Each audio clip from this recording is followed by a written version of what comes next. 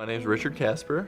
I'm a Marine Corps veteran, and I teach the course here at the School of the Art Institute of Chicago. This program started basically because after my injuries in war, I didn't know how to deal with myself. I came back, had a brain injury, my best friend was shot and killed. I didn't know myself at that point. Art has helped me by giving me a chance to have a voice again. I used to not be able to leave my house. I couldn't go talk to people. I would physically throw up and get sick.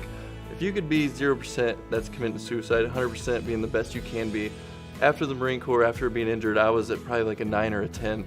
And after this school, I was back to like 85% me. For people who may struggle like I did and didn't want to break out of the house and be like, I'm not sure if this is going to work, I just want them to know my story and be able to come out here and learn with other combat vets how to do art. And if they're looking for one more way, if they just come out here and give me a chance, it's going to be worth it. What we were aiming for is to express what we were dealing with, when we were deployed and during our military career, where we literally get out of our element, go on this kind of like alternate reality to go back in time, think about what we went through, and express it to other people. Just being exposed to different concepts of art, like at the museum and some of the contemporary art we saw, that's what influenced me to try doing a performance piece for my last project. The opportunity to be at the school was just phenomenal. It was amazing. At lunch, we could go and wander the halls of the museums, and that was pretty awesome. I think the hardest part was actually talking about what I've been through. It was easy talking to Richard because he is a combat veteran and he has been through stuff I've been through. And my job was to, go find IEDs or find landmines or anti-personnel landmines and take them apart. And little did I know, I was putting that stuff inside me. At first, it's a little hard to let yourself become vulnerable. You won't really know what to do right away. It takes a couple days. I know for me, it took a week. Being surrounded by a bunch of veterans that know what combat feels like, knows the after effects of combat, knows how it feels to come home. It was really comfortable being here. They're going to come to class like normal college students, treated like normal people that know how to be like, I can be in college, I am a normal person, and I can live like everybody else lives. If even one of them chose to go to college and study art and has that artist brain to where it saved them, it's totally worth it.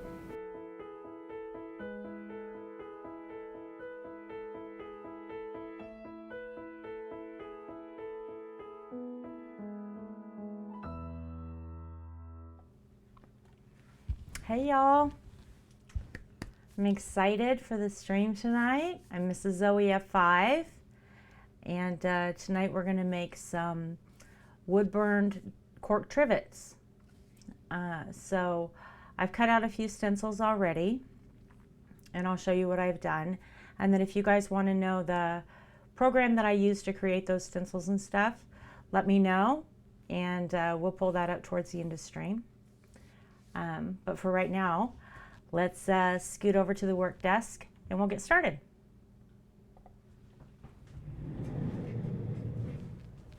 All right. Everybody hear me okay?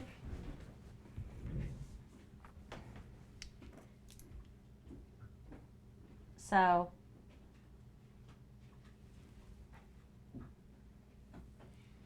I've got a cork trivet here. I'll show you one. It's got nothing on it. Right, so you can buy these. I bought these from IKEA, and they're made for heat resistance, right? So I can put a cast iron skillet on this if I want, and it's not gonna bother it. If you guys saw on the website, I had some that were already made. So I just cut out a paper stencil like this one, laid it on here, drew it on with a regular ink pen, and then I used a wood burning tool like this. You can pick one of these up for like $9.99 anywhere. Amazon, Lowe's, Menards, anywhere. Then I just wood burned it on the lines that I'd drawn with my pen. So that's what we're gonna do tonight. And I've got a few different designs. We have a lovely CreatiVets logo that we're gonna do, which is gonna be nice. So first off, I need to sort out these little bits, right? So the inside of that E, I need to make sure that that's where it's supposed to be, so that I can see how big that is before I start drawing this on. I also want to make sure that my stencil is nice and even on the trivet, right? I don't want it off center. I just want to get these pieces out from underneath this bigger piece of paper real quick. Excuse me. Hey, look at all the hosts. Thank you, thank you, thank you. So I'm going to push this over just a tiny bit to the right so we can get that centered. Chances are I'm going to remove those pieces of paper before I start actually trying to draw. They're not glued down. I've just literally set a piece of paper on this. So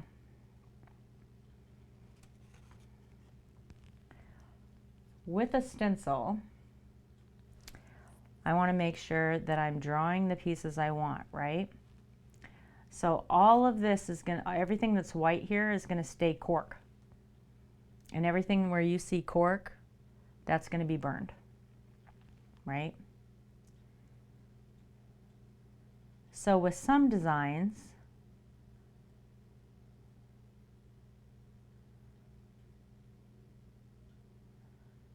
I want that star right there.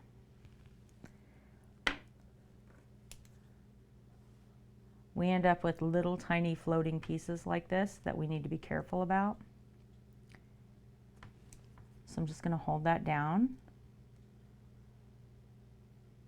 And I'm going to draw around the outside of that first. And I'm not looking to be perfect with my pen.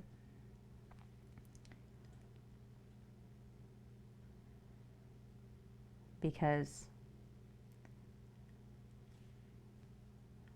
once I use my wood burning tool, that's where I'm going to be a little bit more particular, because that's permanent. This pin is not. But it is going to guide me, right?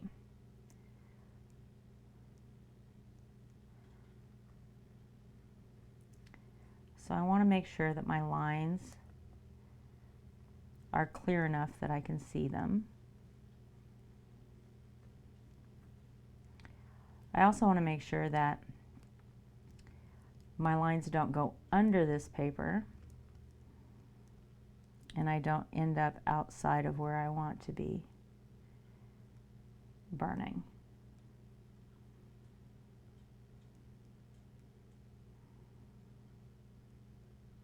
Now I do have a nicer art pen that I can use for this. And when I wood burn on oak or maple or anything like that, I don't use an ink pen. Anything that's, you know, a nice hard solid surface, I'll use a really thin point Sharpie so that I can get that nice detail. But cork is really soft, and it's also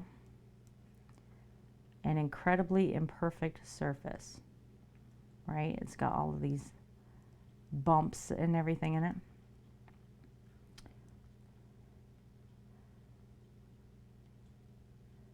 So one of the things you have to take into consideration when you're wood burning cork is pressure, right? Because with regular wood,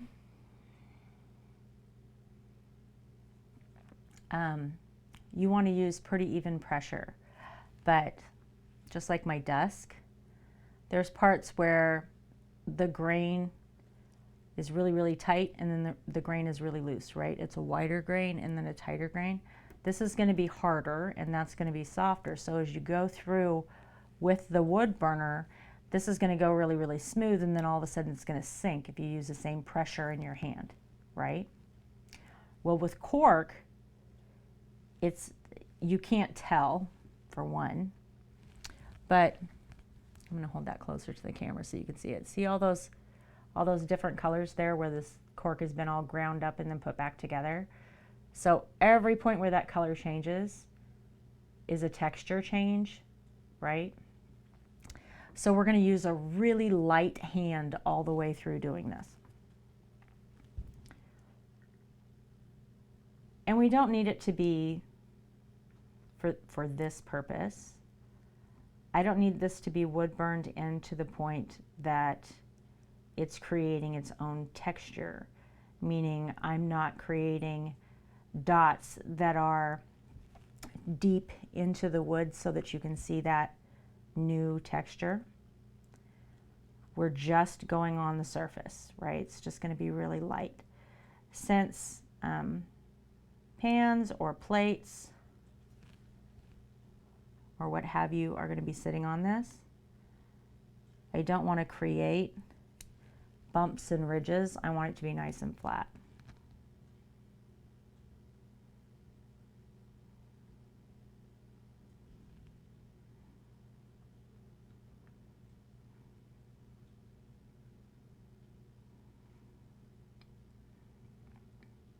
And I'll show you more about that here in a second when we get to it.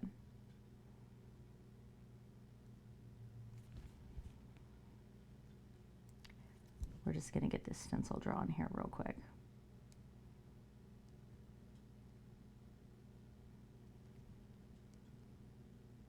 And we're almost done with this one. Now, there's a couple of different ways you can cut a stencil. Like you can take almost any image you want, print it out on a piece of paper, or draw something out by hand on a piece of paper, and then cut it out. Use an X-Acto knife, scissors, whatever you have.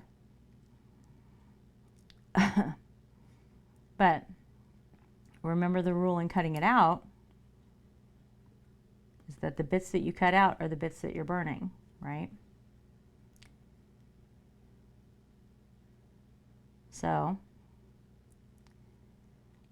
once you get that stencil cut out and you lay it on here, you can cut that out of any kind of paper you want. Like I just used leftover cardstock. And as soon as I get this drawn, I'll show you the back of this. But you can also use contact paper, so it's sticky, right? So I'm going to take one more look at this real quick, make sure I've got all my lines the way I want them before I pick this up, because once I pick it up, placing it in the exact same spot again is difficult. And I think we're good. See, just leftover yellow cardstock. But the nice thing about cutting it out of paper rather than contact paper, like there's pros and cons to both. Nice thing about paper is I can set this aside and save it, and I can use it again for another project. Doesn't have to be a trivet. It can be whatever I want to use it for. It's a stencil, right? I can use it for paints, I can use it for whatever. Contact paper doesn't like to stick to cork because the surface, right? But it will do it, and it does work. It's great for using on wood.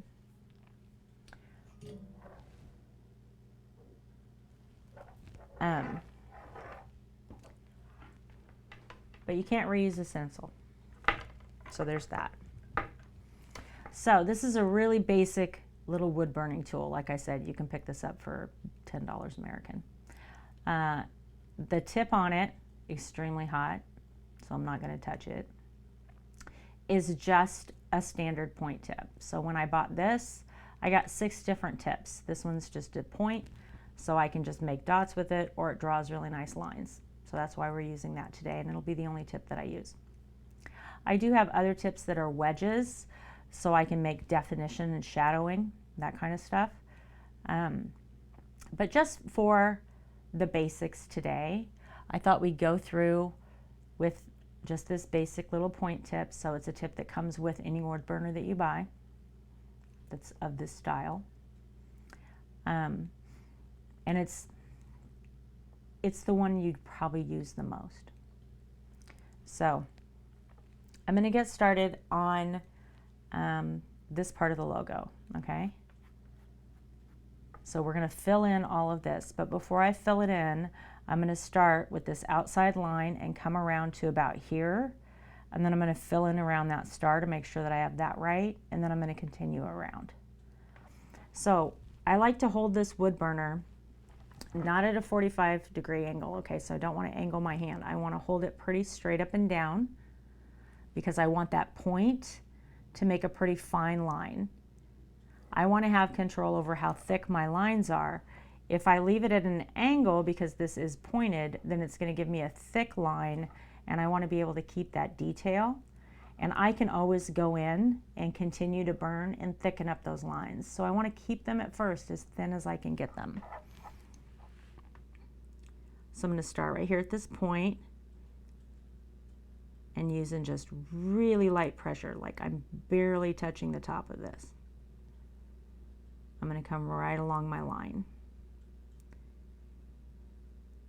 And at this point, I'm going to tell you that I probably should have put my glasses on. So I'm going to do that. It is a good idea to be able to see while you do this. Much better.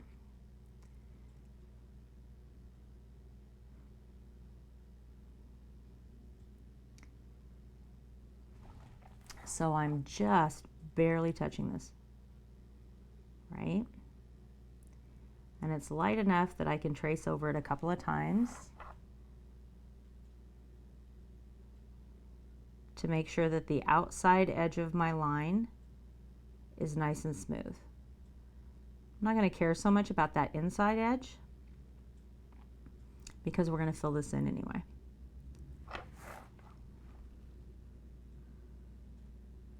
So we're going to come in here and do the outside of this star.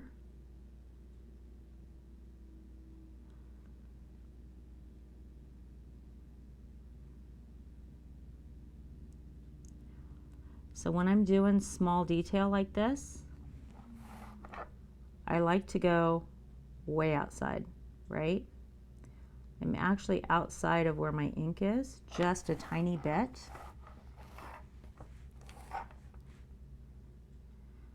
Like I said, I can always go in and do more closer. But if I go too close to that edge, or I change the shape of this star, wood burning's permanent, right? So I'd rather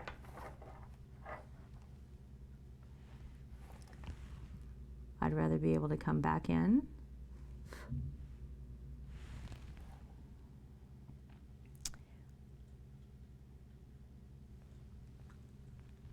I'm going to zoom you guys in.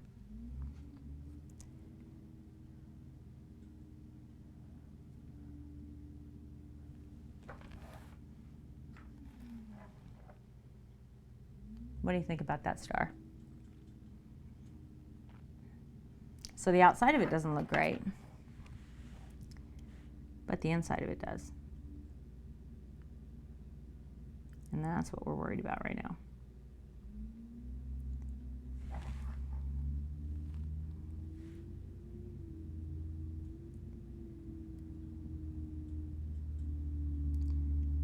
I'm just going to continue to go around the outside of this edge. If y'all have questions or anything, I want you to feel free to ask. You're not going to interrupt me. So it's not going to take very long. As you can see, we're making progress pretty quickly to do this first trivet. So what I did before stream was I cut out stencils for 3 more.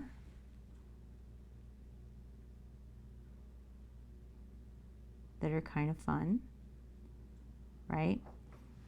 Okay, so since we're zoomed in, can you guys, you can't see that because I'm on top of it. There you go. See the little detail on this gun? So when I traced this with pen, I was like pretty far outside so that I could come in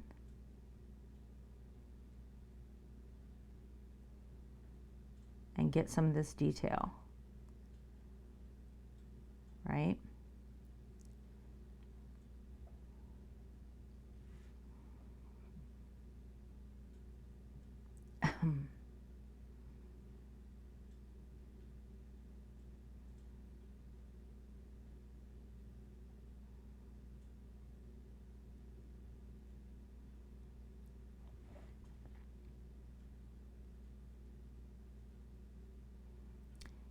And what I'm doing here is I'm just barely touching and pulling this to the inside.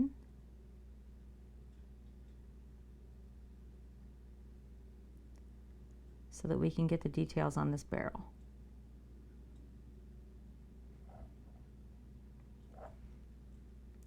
Now I'm going to come through and fill this in. So I'm going to fill this in just by making little stripes here, right? And if you guys have watched Garrett's stream, then you know this is part of how he shades. And it's exactly the same concept, only I'm going to go back through and touch each bit of cork that's raised and make sure that our color's the same. So there we have the beginnings of this. Now I'm going to come up here, make this little curve.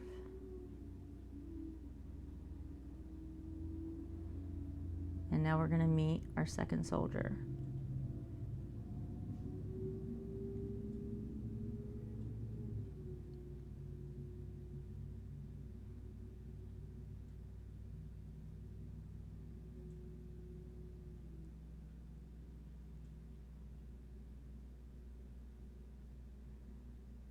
And then we're going to do the same thing on this one. I got to pull this closer to me, y'all. Am I out of frame? Nope, we're okay. And this one is tiny.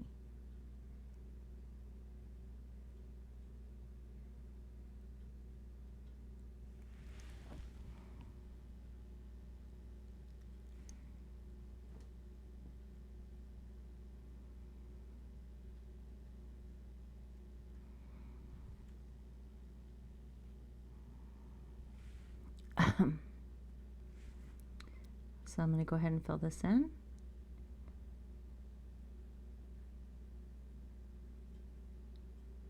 Just going to make really light little straight lines and then go back over them.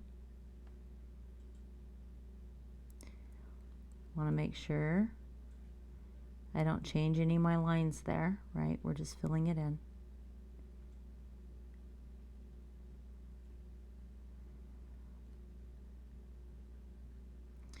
Doesn't really matter what direction I'm going.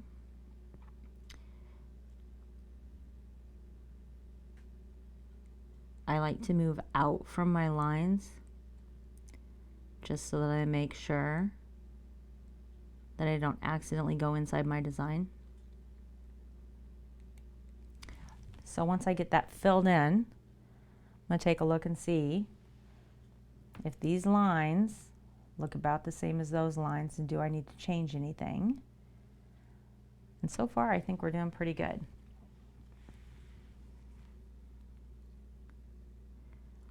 So we're going to come up here,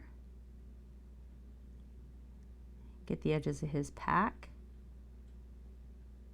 definition on his face there, and then around the helmet. And then I'm going to come up and meet this star. I'm going to come down here, we're going to fill this in. Being really careful not to touch this really fine detail that we've got on this gun.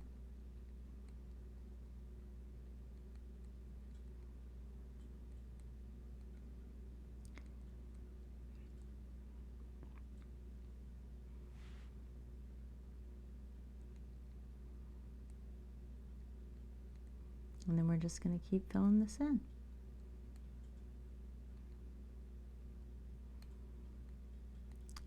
One of the nice things about doing this logo in particular, I love the guitar pick.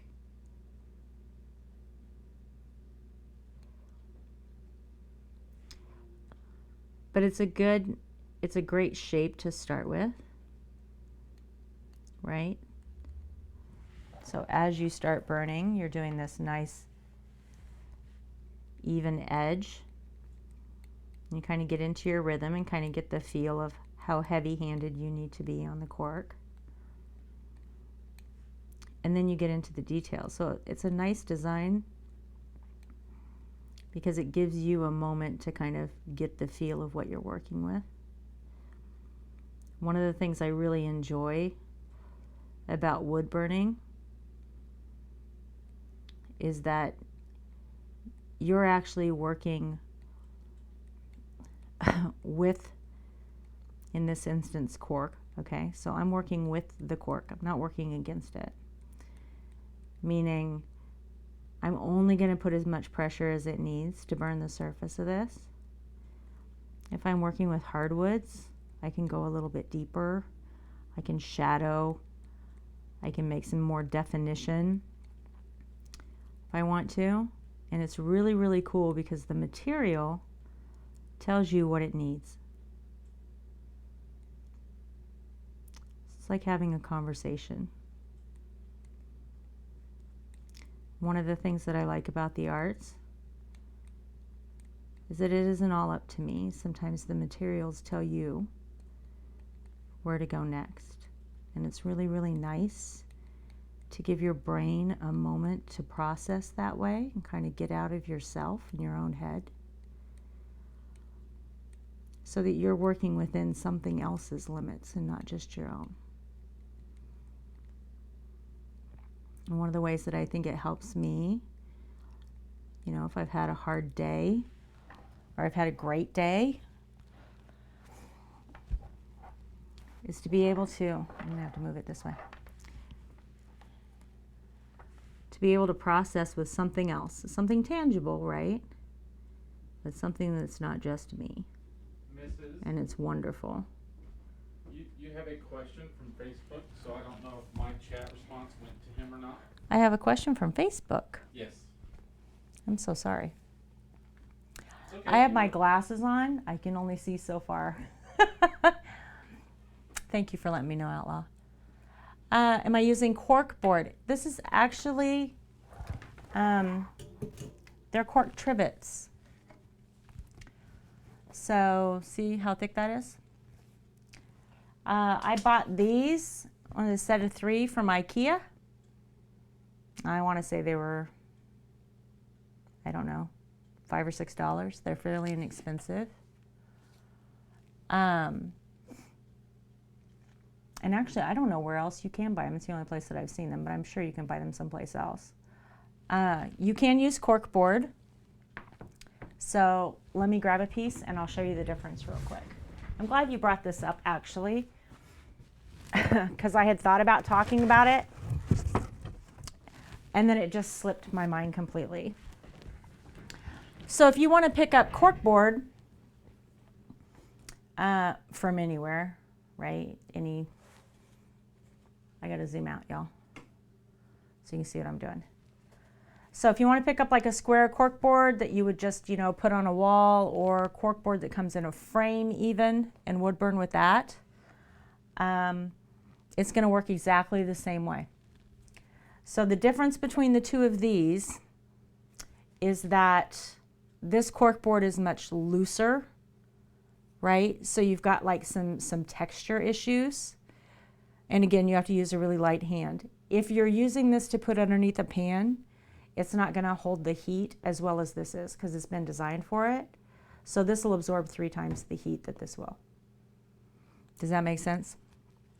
However, if you want to do a project where you have a cork board that hangs on the wall and you want a wood burner design in it, this is perfect to do, and the exact same rules that I'm using now apply to it.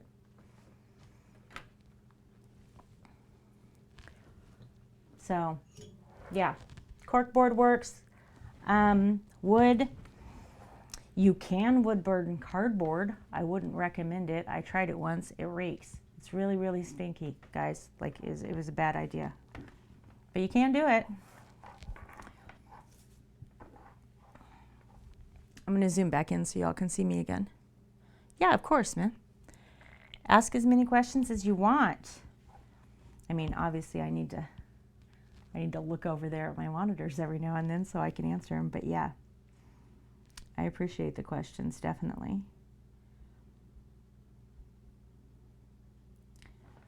Okay, so on our design here, we've got this little definition on his neck, and then his jawline, and then the top of his helmet. So I'm going to come in here super light and just barely touch the tip there, and then come up here. We'll do his little jawline, and then we're going to come around the helmet. And then I'm just going to start to fill in around this star. You can hear me blowing every now and then. Misses. I did make my own stencils, so... You got it. Never mind. I was going to say he asked another question. I'm looking. I'm paying attention. I got you guys. I did make my own stencils. I actually have a Cricut maker, and I am happy once we get these done to pull up that app on my computer, and I'll show you exactly how that works. It's a machine. I don't know if you're familiar with Cricuts or Silhouettes. Have you guys ever heard of that? It's a machine that's used primarily to cut like fabrics, papers, vinyls, things like that. I absolutely love it for making stencils. But I will tell you, I've cut more stencils by hand by far in my lifetime than I have using the Cricut.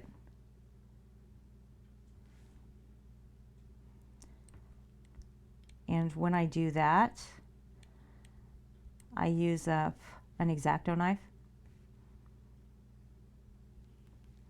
just for precision, right? But yeah, if you're interested in seeing that and how I designed these, I'd be glad to show you. It just takes a second. Okay, so as I go through the back of his helmet on this design, we've got another little indentation here at the back of his head, and then we've got a collar and then a loop right here on the shoulder. And what I have is a solid line. So this indentation is a little higher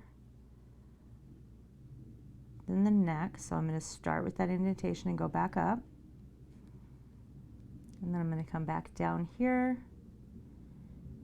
And we're going to attempt to make this little loop,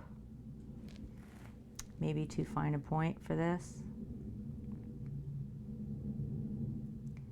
Then we're going to come around, put in the details of his pack here.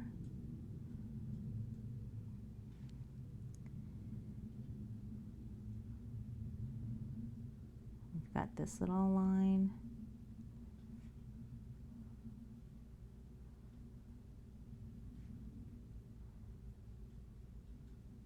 And then we've got some movement there for the leg, for the pant leg.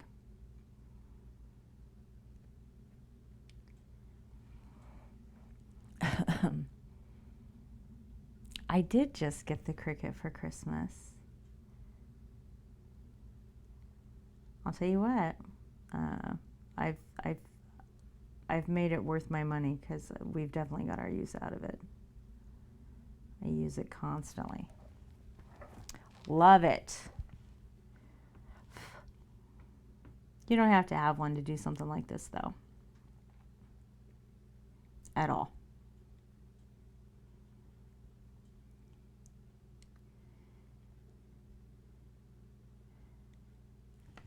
And I will tell you that this little piece of cork that I pulled out, the reason that I have it, that little piece of cork board, is because when I do cut stencils, I've got a little, well, this is Cricut branded, but it's an X-Acto knife. It's extremely sharp, right? When I use that to cut paper, I do it on that cork board. So I make sure I don't cut anything. And that works really nice. So theoretically, you could cut your stencil on one side of it and then wood burn the other.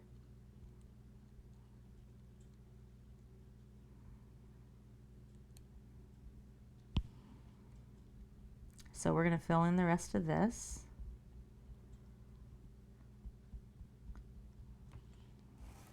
You guys see where I'm at? Under the CreatiVets logo, which is ironic since we're making a CreatiVets logo.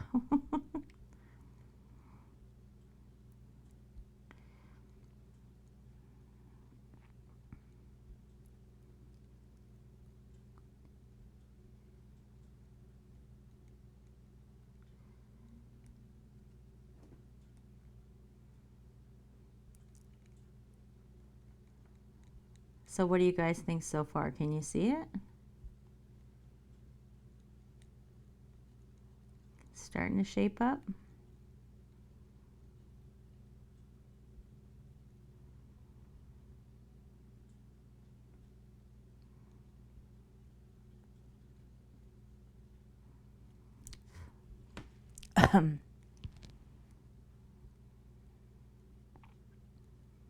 Every now and then I have to burn little, or blow little bits of burnt cork off of here so I can see where I'm at and make sure I've covered all my area. So if you hear that in my mic, I'm sorry.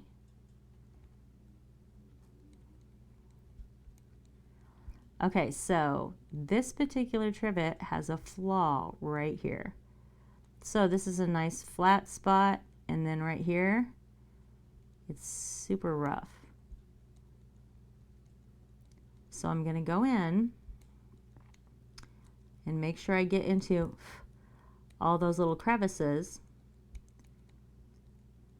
But I'm also going to go over this smooth spot and flatten it out just a little.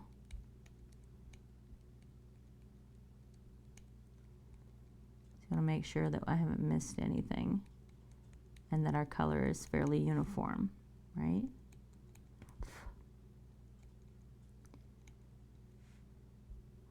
So I'm just going to touch up each one of those little crevices in the cork and make sure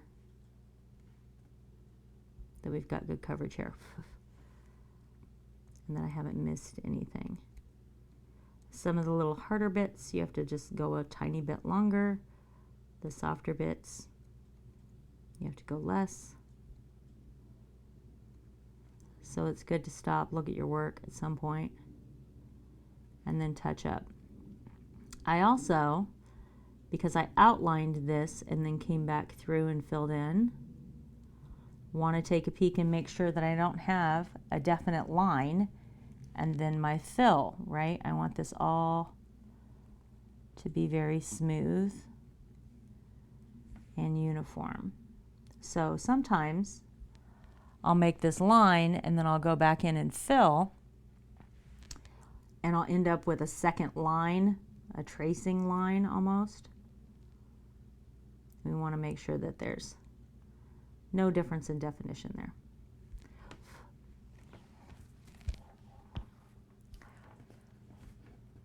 I got all my little burn bits on my stencil. All right, so let's take a look at it. What do we think?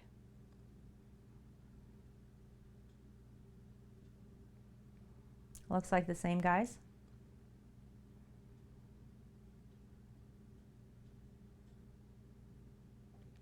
It's not bad. All right, So now we'll work on the lettering. So with lettering, I want to do the opposite of what I just did. So here I went around the outside, went around this line on the inside, and then filled as I went, right? Thanks. With lettering, I want to start on the inside and then work to the outside so that I make sure that I have room for mistakes, right? So if I start with a line on the inside of this C, then I've got room to make a secondary line along the exterior and then a tertiary line along the interior, right? So then that C is going to look perfect.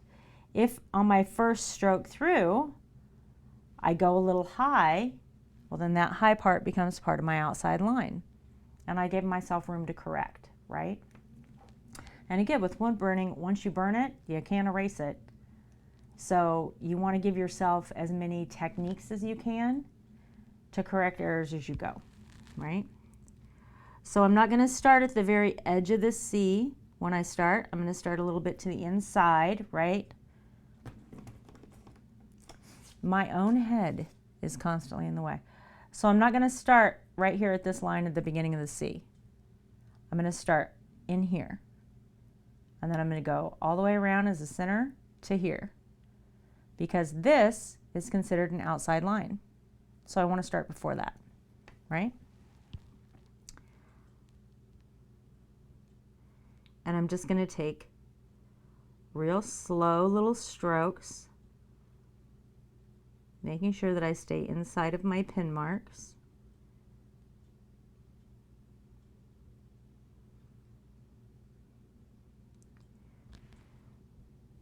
And now I'm going to start filling this out. So I'm going to start on the inside first.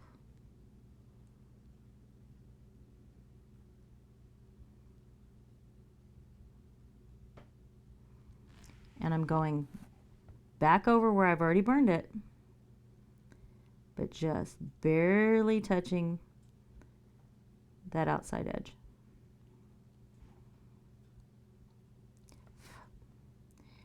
Now I'm going to go back around the outside.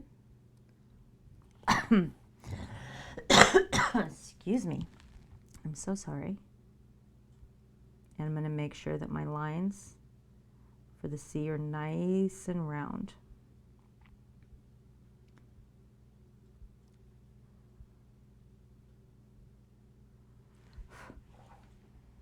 Now we're going to stop and take a look at that.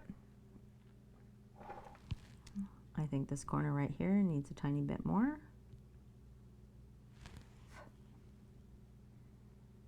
And I like it. So now we're going to move on to that next letter.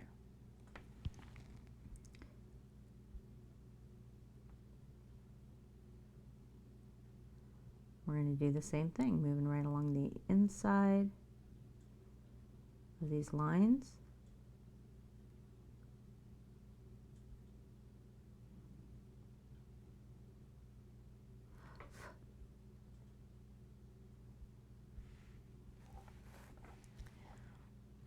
Am I too far down? Can you guys still see this? Okay.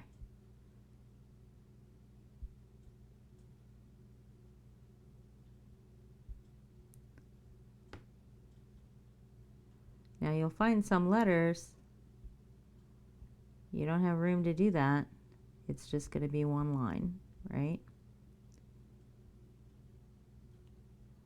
Or some parts of the letters. And that's okay. Just going to move right along and do your best as you go.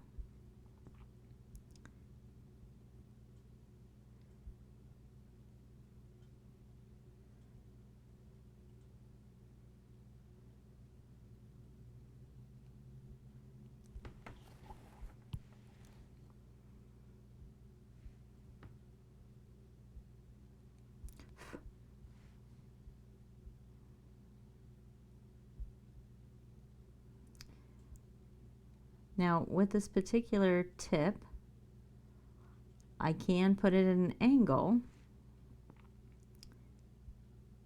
and it'll shade in this whole thing.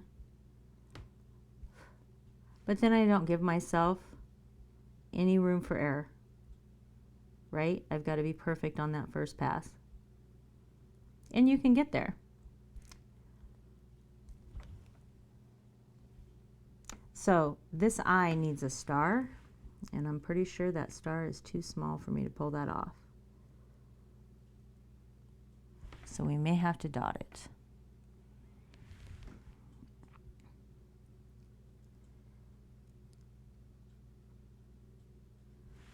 But that's okay.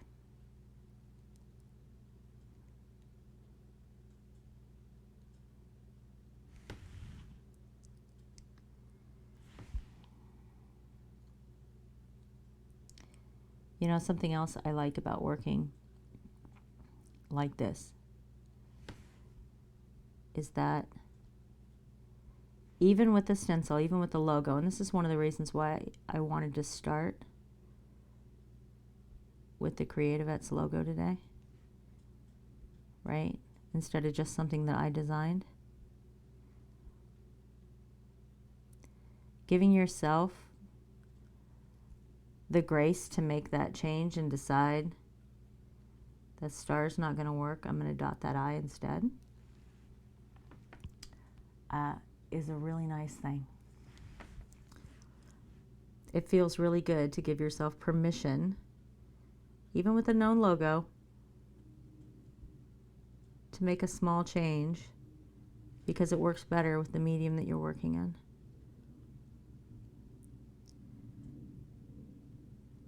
I mean, logos should be perfect, right? They should look identical every time. But this one's mine, and I made it.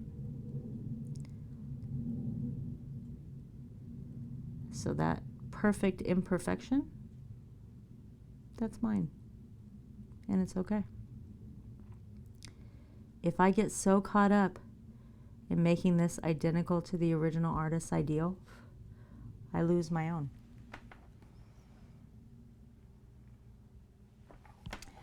And I'd much rather give myself the grace to stay true to myself in this than I would somebody else's idea of what I should be doing. Because this one's mine. And there we go. I now have a CreatiVets wood burn trivet. Ta-da!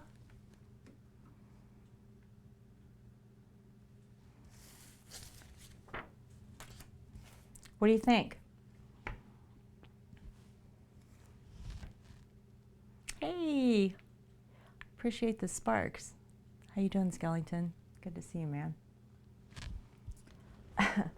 Yeah. So there it is. Trivet number 1. Not bad, eh? How long did it take us? 47 minutes.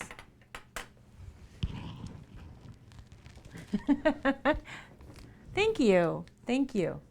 So start to finish, laying down my stencil, drawing it out, and then doing the wood burning. Right? We got 45 minutes in. Super easy. So guys, tell me, would you like for us to do a couple of more of these? Would you like to see the wood burning technique? Or would it be better for you to learn how to cut a stencil? It's because I'm good. It's not. It's really not. This is not a wonderful pyrography tool. This is the lowest denominator, okay? Cork, not the optimum thing to use, right? This is something that anybody can do. And literally, even including your tool, for 3 trivets and the tool, it's under 20 American dollars, right? So, okay, Mr. Two Toes. So this project, right?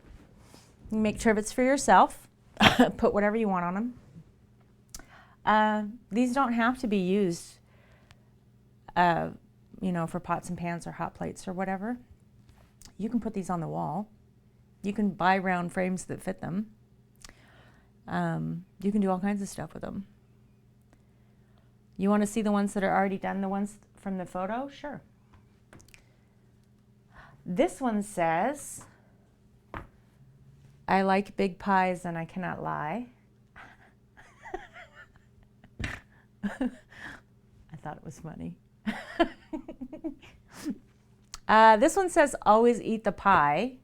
Oh, and you know what? This is a perfect example.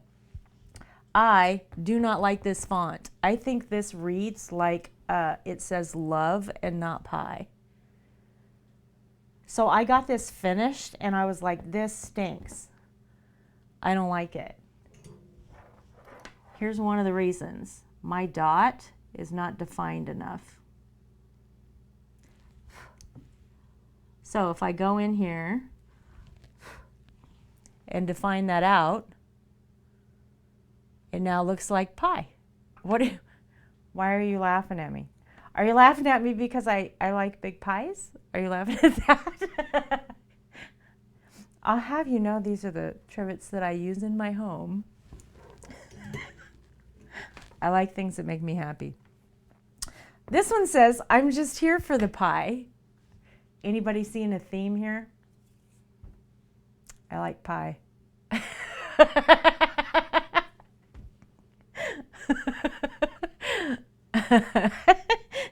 Yeah, so those are some ones that I made before that I use around the house. But honestly, I've used them more. I don't even think we've ever put a pie on one of these, if I'm honest. Which is sad. We need more pie. So yeah, you can do any design you want. All right, so I'll let you guys pick. All right, I've got some pre-cut stencils. I can show you how to cut stencils, and if you want to see that, let me know. Happy to do that. We have a couple of options, right? So I have a lovely mustache chef here. We can do this guy. I have this one already drawn on. This is more difficult. Can you see it? It says, no problem, skeleton. It says, this kitchen is for nerds. Those are keyboard keys. And then it's got a little controller up here. Or we can do what the fork is for dinner. We can do that one. Or I've got another one drawn out that is calm your tots. You vote for the mustache.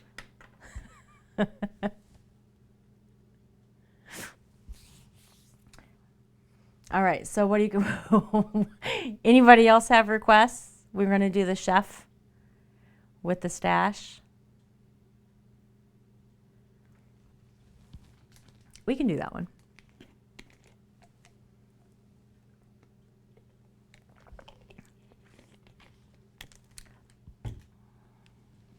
We can do that one. So I gotta lose the what the fork is for dinner one because I've already drawn these other two out.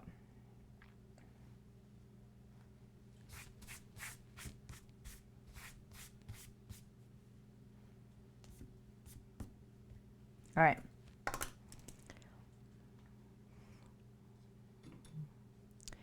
You want the tots one? I love the calm your tots one. Do the tots. Okay, I'll do the tots. I'll do the tots. You're gonna get tired of me zooming in and out, aren't you? All right. So I've already got this one drawn on, right? So I did want to before I start wood burning this, let me tell you something about font design, okay? So Calm is a very cursive, very flowing font, right? So I've paired that with a really bold, straight up and down font, and then another cursive font in a banner. So if you're designing things with fonts, with only fonts, and you want it to look good, right? One of the rules to follow is that straight up and down, right? Those very clean lines always are paired with something really swirly, right? Just like this one, which I don't like, but you know, we're moving on. And this, right? So this font here and this font here, they're exactly the same. I just stretched that one, right? So this is a big fat one, which goes with our pie, and then a cursive font. Here we've got these two, same font. This one's bold. Then we've got cursive, and then we've got that big fatty font to go with the pie. Does that make sense to everybody? So if you're doing something with only fonts, you want to make sure that there's some balance to it if you're mixing them up. Of course, you can do all one font if you want, or you can take a single font and mix it up a little, make it bold, make it italic, right? Change it.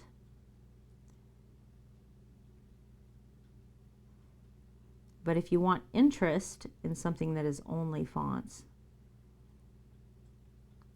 then that rule of having very clean lines going with very flowing lines always applies.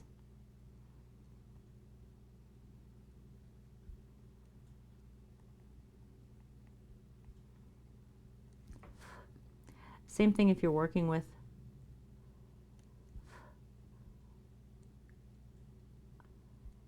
a picture and text. You want to make sure that if that picture has very clean, crisp lines in it, very straight cut edges, things like that,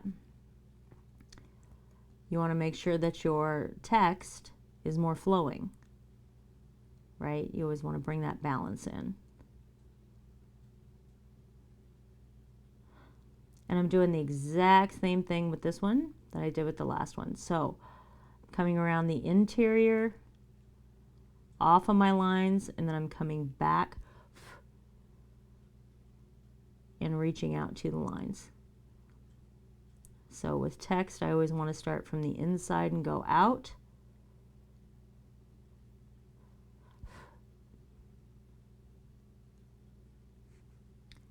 So I give myself room to make errors and then correct them.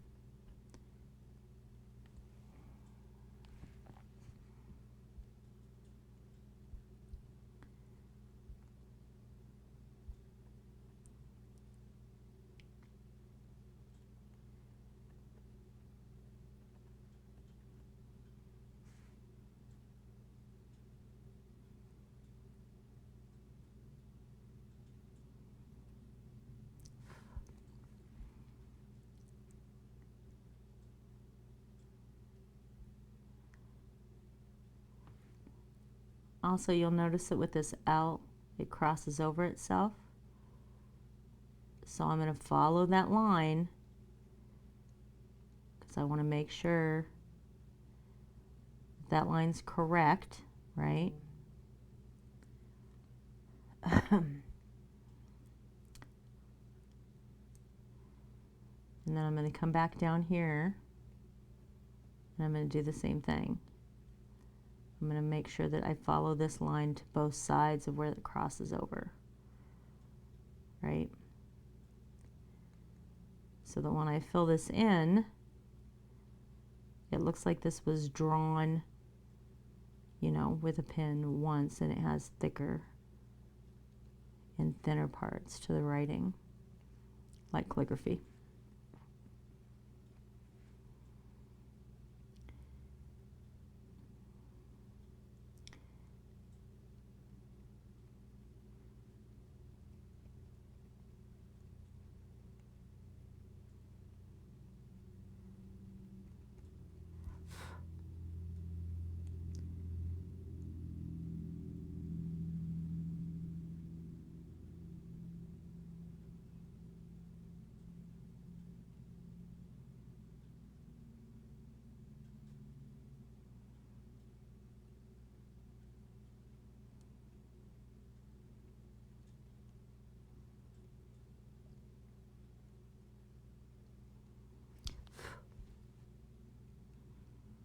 And then we just keep going.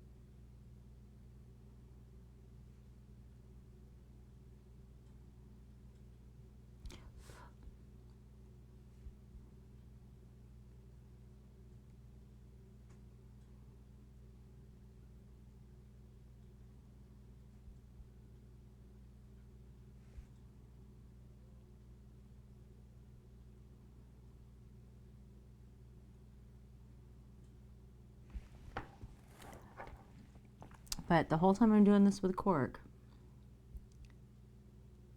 like I said before, it's a really light hand. It's just a feather touch on this. If I need to come back harder on a second or third pass, that's fine. But I do not want to go in full force my first pass. I want to be patient. Give myself room to make changes.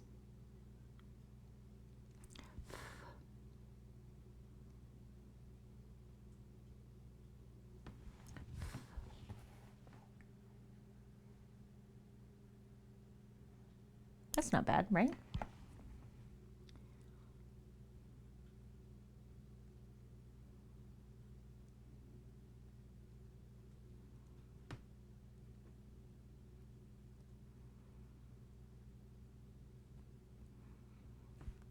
So for anybody that's just tuning in, my name is MrsOEF 5. I normally stream on Mixer. But on Thursdays at 3 p.m. Central, I stream for CreatiVets on Twitch, Facebook, YouTube, and Mixer. And I do a variety of different things. But I am not the only person that streams for CreatiVets.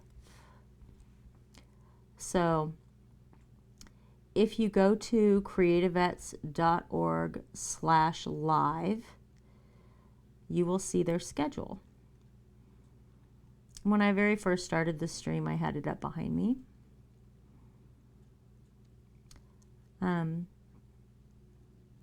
But there's a lot of different stuff. There's songwriting, there's pottery, there's drawing, there's collage art, there's painting. Like, there is all kinds of stuff going on with CreatiVets. And it's really amazing because no matter where you're at or what your story is, it's a lot of different avenues to give you the ability to tell it.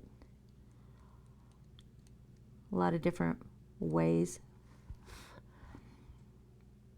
to just use the arts to get through your day if that's all you want to use it for. But the ability to tell your story and to gain new tools and new ways to do that is just invaluable. And that's what CreatiVets does. It's really amazing. It's a wonderful organization. So I love that you guys are all here with me. And I hope that I get to see you every week. But if you have an opportunity to, you know, make sure you check out that schedule and see if there's other people that might be able to show you something else that you might be, maybe a new interest, or maybe it was an old interest that you'll want to pick up again, right? Or for some people, at least I'm told, it's just relaxing to watch this, right? And maybe that's enough. That's okay too.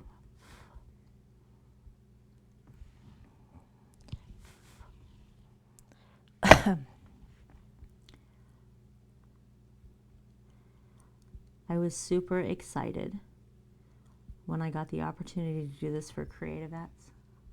I can't even tell you. And every time I get ready for a stream, I am so excited at the opportunity to get to talk to you guys and see you and share this kind of stuff. Like it really makes my week. So thank you. Thank you. I appreciate it.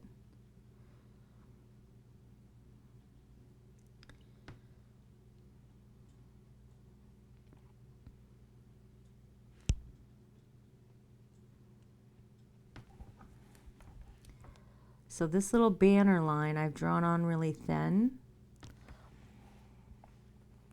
But it's, hey, another host. Thank you so much. Hey, thanks for putting up the website, Ella. I've drawn this really thin, but I actually want it appreciably thicker. So I'm going to go through and do a pretty thin line here at first. And then I'm going to go back over it.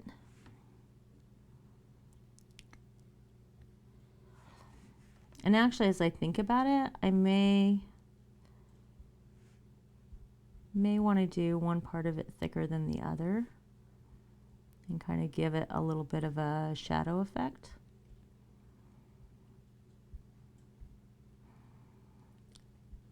So I may do that. I may make it thinner on the bottom and then pull it out thinner up top, or thicker, excuse me, up top. So once you have your basic line, I'm going to come through and I'm going to start down here at the very depth of how thick I want this top piece, and I'm going to kind of curve. So this is going to be a harder curve than what this is, because I want these two to kind of blend together, right? So it's going to be thicker there. Ooh, it's really spongy here. I'm going to go all the way across, pretty uniform. This is really spongy. So one of the reasons I'm turning this as I go is I'm determining which way I want my point pointing. So when it's spongy like this, I want my point to point towards the outside of my line so that I can continue to get a nice crisp edge.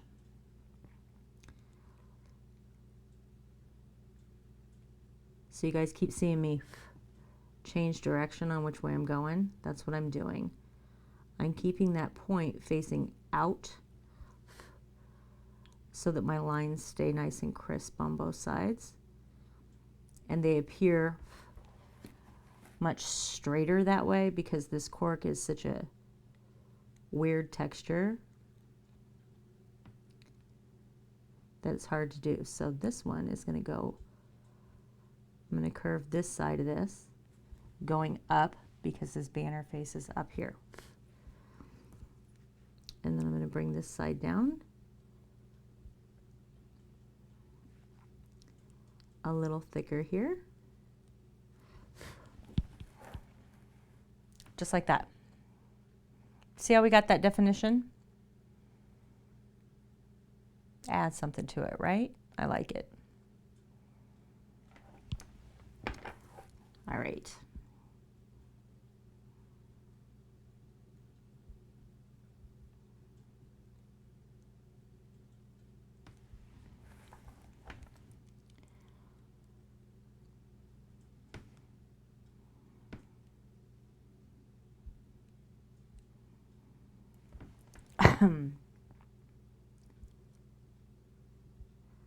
So we're on the last stretch for this one.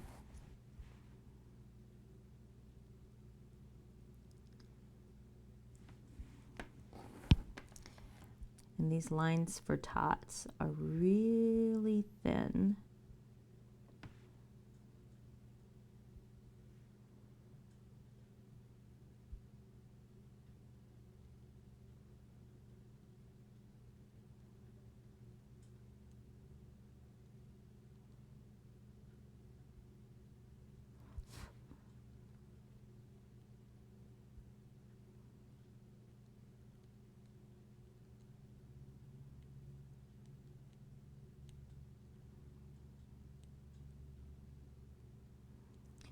So I'm going to be really careful as I go over them.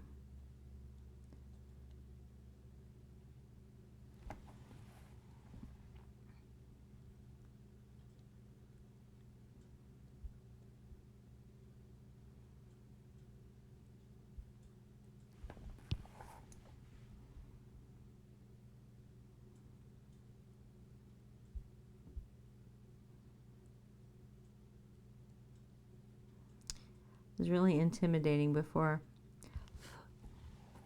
I started doing this, the idea that I couldn't erase. And I had one of these, it was an orange one, for probably 6 months before I talked myself into doing something with it because I was intimidated by it. And then once I did, I was like, this is easier than a pen. Like, I don't know why it took me so long.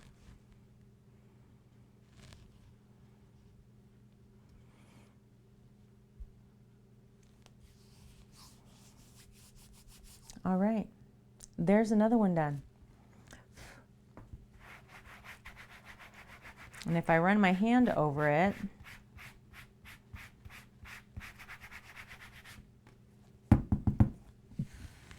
you're going to see all this little burnt cork.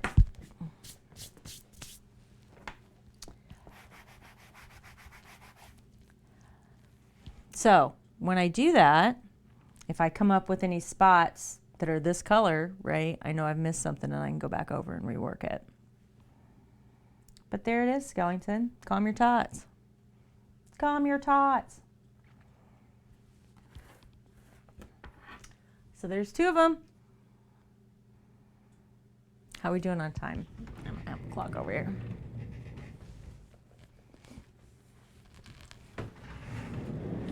We're doing great. 30 minutes. See how easy that is? I bet you guys thought wood burning was hard, right? It's easy. This is, anyway. Obviously, you can do projects that are appreciably more detailed and harder.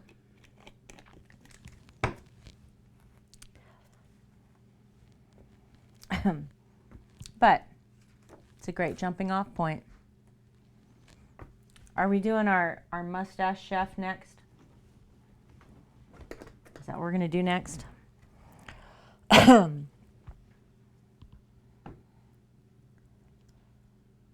Or this kitchen is for nerds? Or do you guys want to see how to cut out a stencil? Do you want an example of that? Yanny Pop, thank you so much. Welcome, welcome. Thanks for hosting too.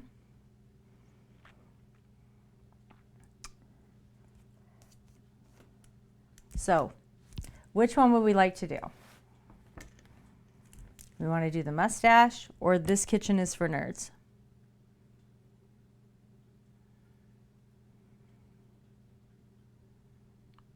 Should we do the stash since Outlaw asked for it last time?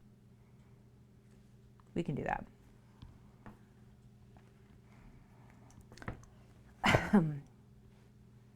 All right, so for those joining us or that weren't here an hour ago, excuse me, I'm going to real quickly be a little bit redundant. So I cut these out of scrap paper, right? Like the CreatiVets logo was cut out of this yellow paper. This Kitchen is for Nerds is out of this piece of blue paper. And this is just inexpensive. It's not even cardstock, it's just scrapbook paper, right? You could use typing paper, but you can also use contact paper, which is also cheap and sticky on one side. So if you cut a stencil out of contact paper, you can stick it on here, but it won't stick to the cork very well, so you're gonna have to hold it down. Hey, look at that. I'm hosting myself. Thanks, me.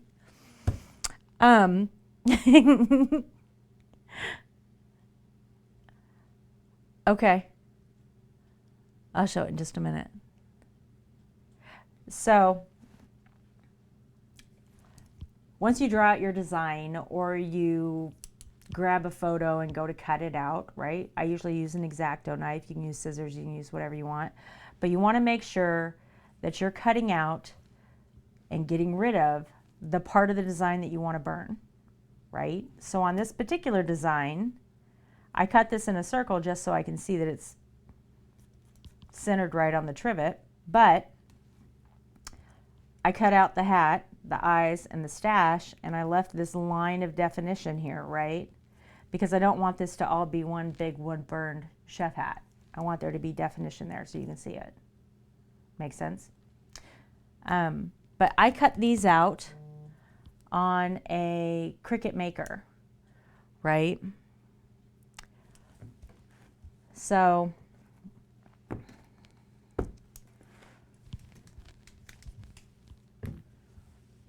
Outlaw wants me to show you this.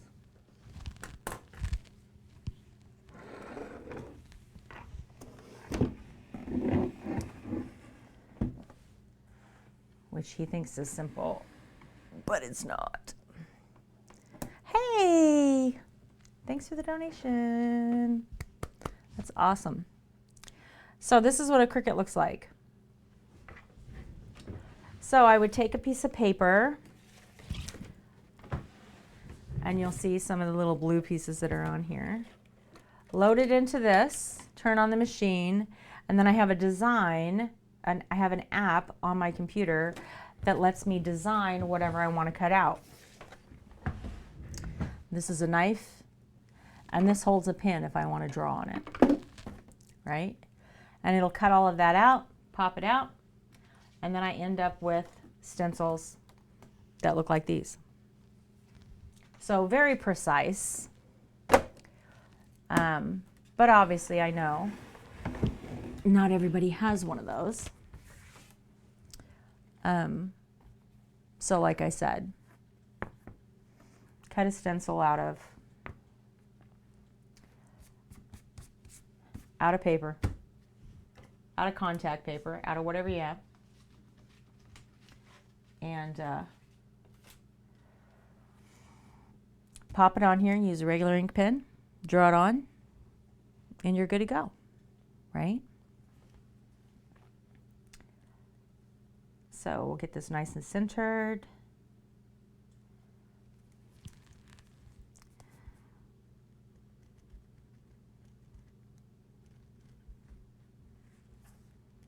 And we'll draw out our next stencil. I'm interrupting again, chat. You should leave the CreatiVets trivet on top so you can always see that logo? You can see that logo all over my screen. Just saying. Go away. Go away. Go away. I'm helping. Thank you. I'm helping. Thank you for helping. For those of you who didn't know, nobody, OEF 5 Outlaw is my husband. My name, Mrs. OEF 5, and his, comes from Operation Enduring Freedom 5. He was deployed with the 5th Rotation of Troops in Operation Enduring Freedom. So that's what that stands for. But he's retired now.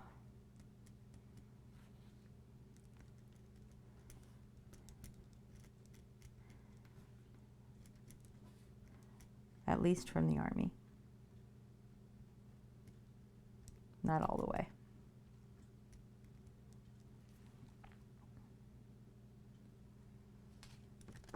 All right, here's our little chef. I'm gonna zoom in here so you guys can see.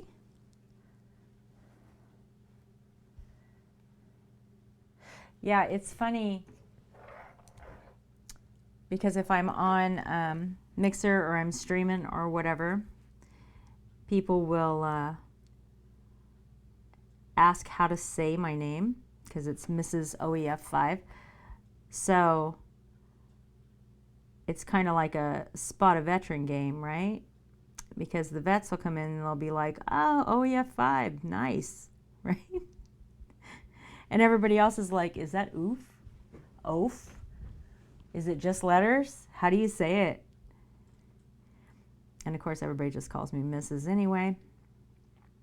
And I'm just not that particular about it. But it's funny because every now and then, you know, vets pop up and they're like, hey, I know what this means. And it always makes me happy. Because I'm like, yes, thank you. Right? It's turned out to be a great way to get to know people on Mixer. Well, not just Mixer. On Twitter, in Discord, all over the place.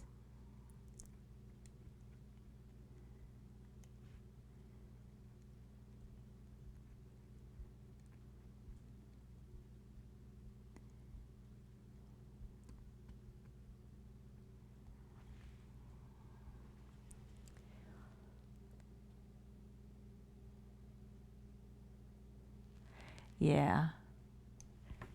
Yeah. Retired from the Army is not necessarily retired forever.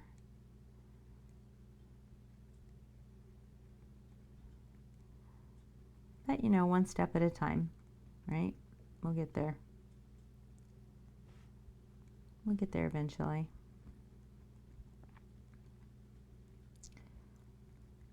So you'll notice that I started in the center with my chef hat. If I know I've got a design that I'm going to be laying my hand on top of something, this works the same way with ink or any other paint, anything. And most of this is just habit on my part from working with a lot of different media. I always try to start in the center. With fonts, I tend to start at the top, work my way down. But I did the same thing with the CreatiVets logo. I did the logo and then I did CreatiVets. You can't see it. I did the logo and then I did CreatiVets because my hand would have been on top of it. It's going with the smoker. Okay. You're going to steal my trivets? Oh, the stash one or CreatiVets?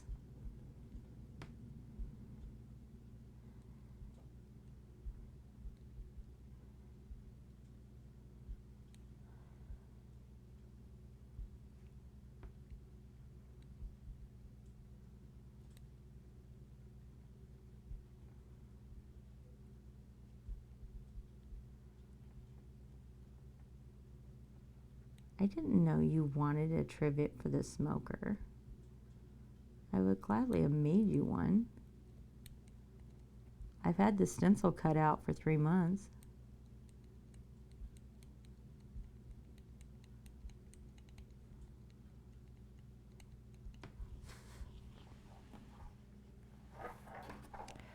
At least 3 months.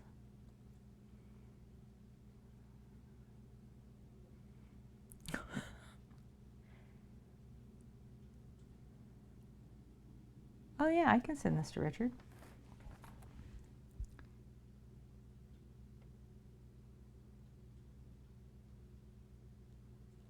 That'd make me feel bad. Like, I should have sat here and made, you know, 3 or 4 of them. And then I could have just sent them to everybody.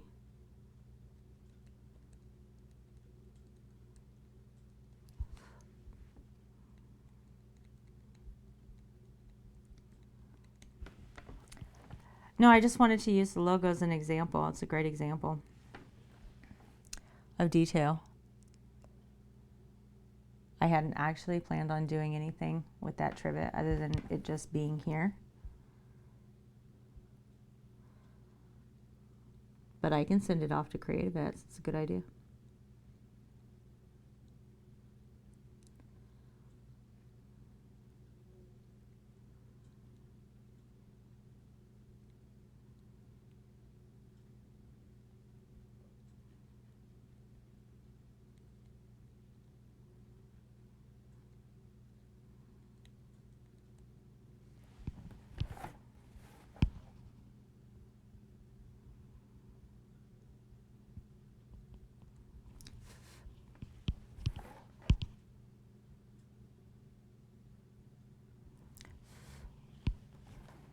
So, I will tell you, the CreatiVets logo, as detailed as it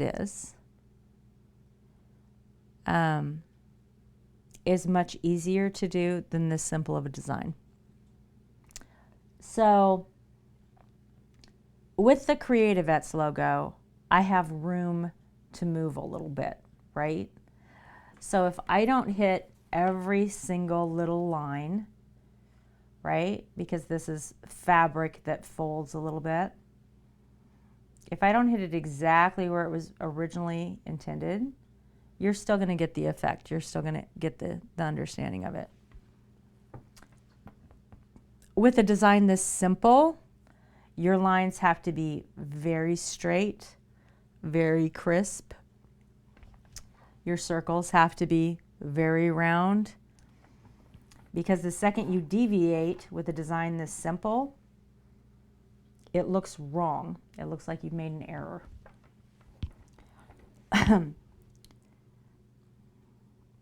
So I find this type of work harder than the other.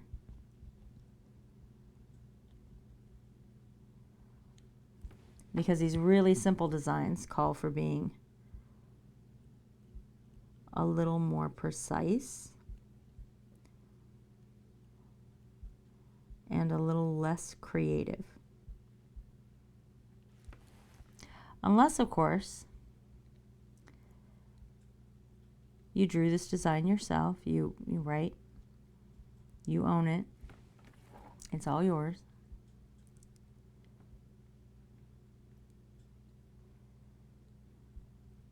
But I do find that with the simpler designs, I find myself going a little bit slower and being much more careful about how precise my lines are. Not only that, but about how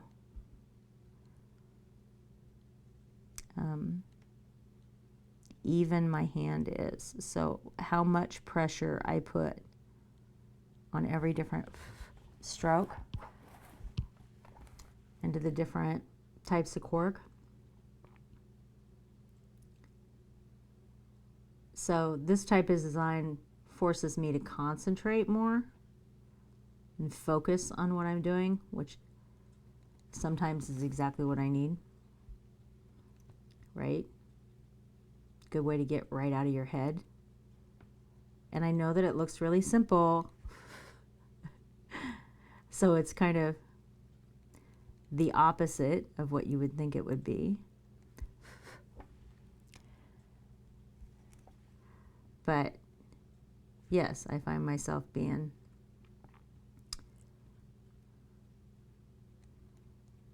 really picky on a simple design, whereas I'm a little more fluid and creative with a more complex one.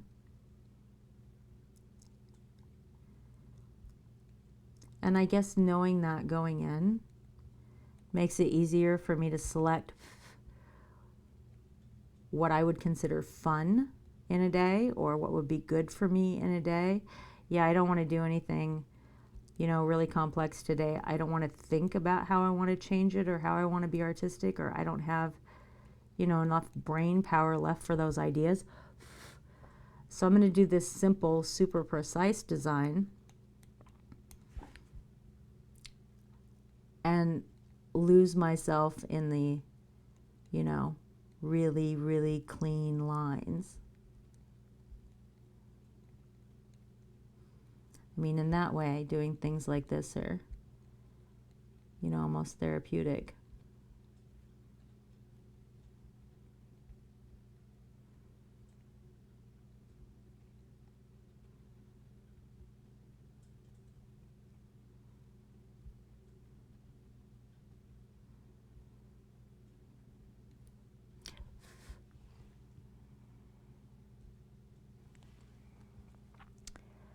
Use some of the breathing techniques you taught us last week too, right? Yeah, I do. As I'm working on stuff like this, I do it without thinking about it. I don't count them out, but I do. Although, right now, my breathing technique is blowing little tiny bits of burnt cork off of my trivet. So there's that. So this cork right here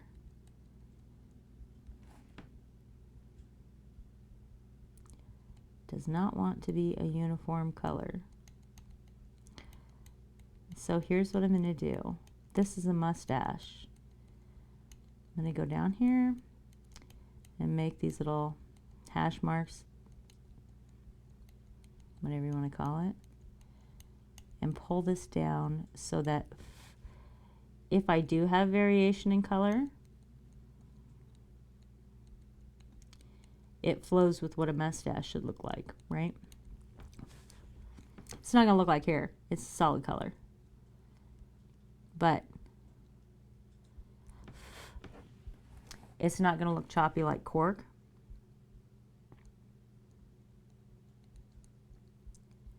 Or like it's chewed up, right? It's going to flow a little bit better with the design.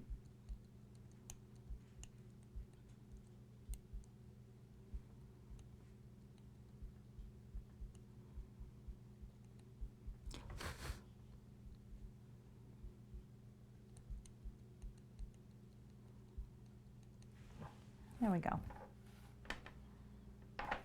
Very nice. Look at that stash. Right? Dual purpose breathing. Can you guys hear that really loud in my mic? Is it bad?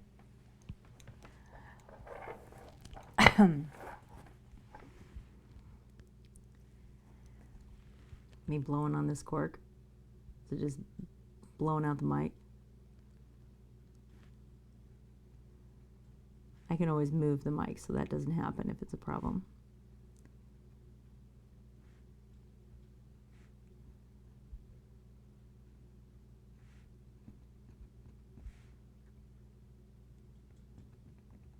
This whole center, like there's an actual like chip of wood in there.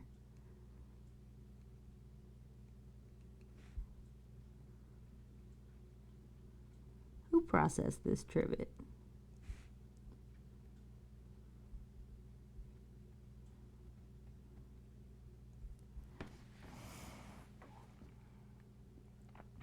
Awesome. I love this mic. Lets me get away with all kinds of stuff that I don't think I'm getting away with.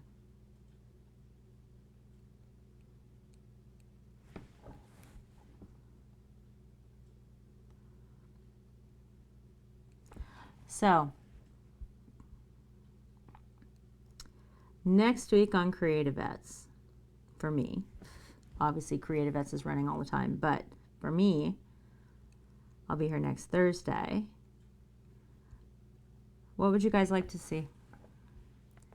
Did you enjoy the breathing exercises? You want to see more stuff like that? You like this wood burning? We could do different projects like that.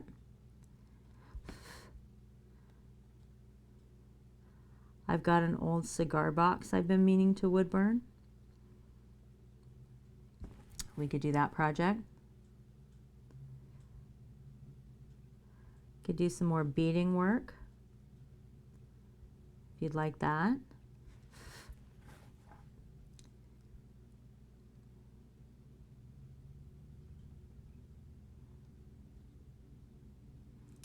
What sounds good?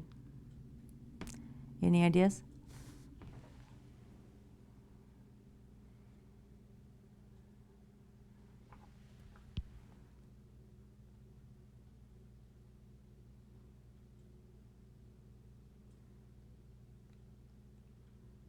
Or are y'all just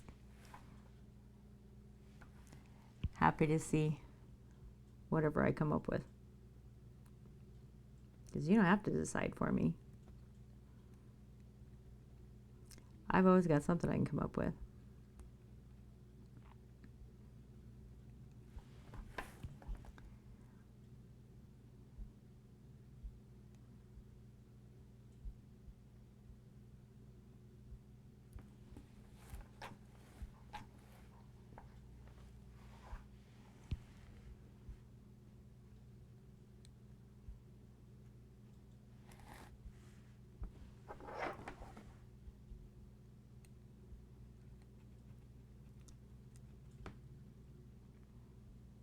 Do also want to make sure with the wood burner you're not running over your cord,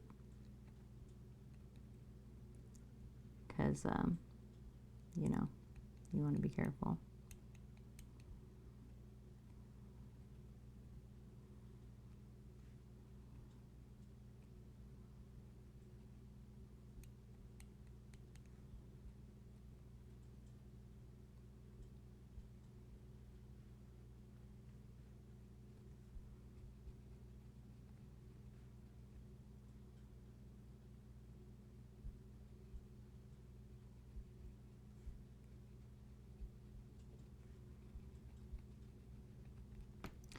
So you may notice as I do this fill that my angle has changed. This is a big amount of stuff with no details to fill in.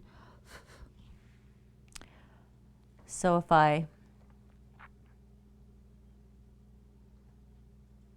yeah.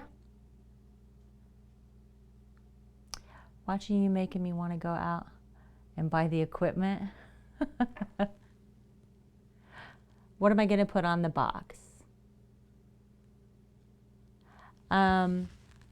Okay. I don't know, honestly. You know what? Before I get off here, I'm going to go grab the cigar box and I'll show it to you. And then we can figure that out.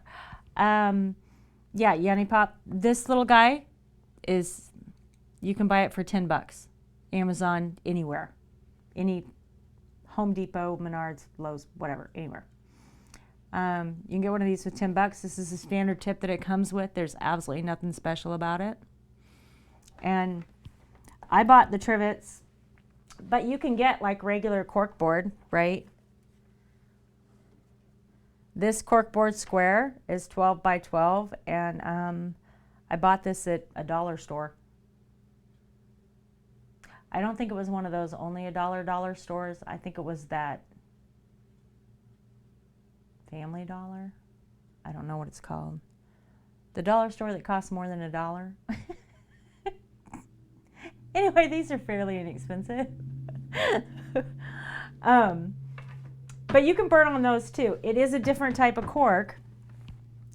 So it's a little more porous and it won't work for putting hot things on, right? I mean, that's what these are specifically made for. But these I bought at IKEA, which I think Outlaw said.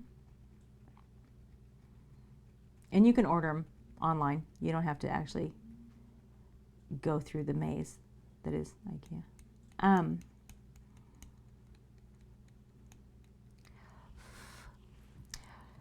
So the cigar box,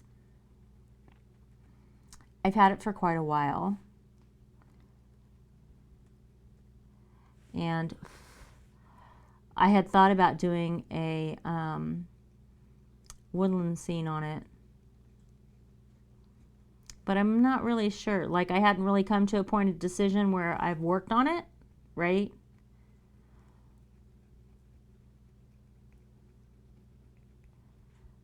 But that might be fun to do. We can figure out a design and do it.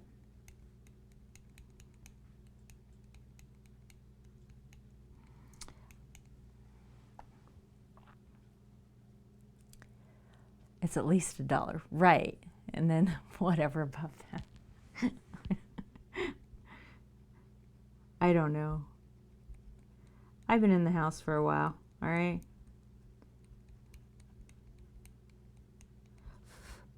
It's going to be my excuse. It's not actually a legitimate excuse. It is the truth, but it's not a legitimate excuse because I'm just kind of like this.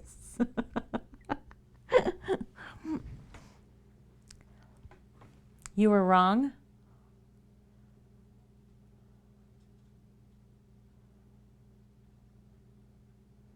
$3.99 for the, yeah.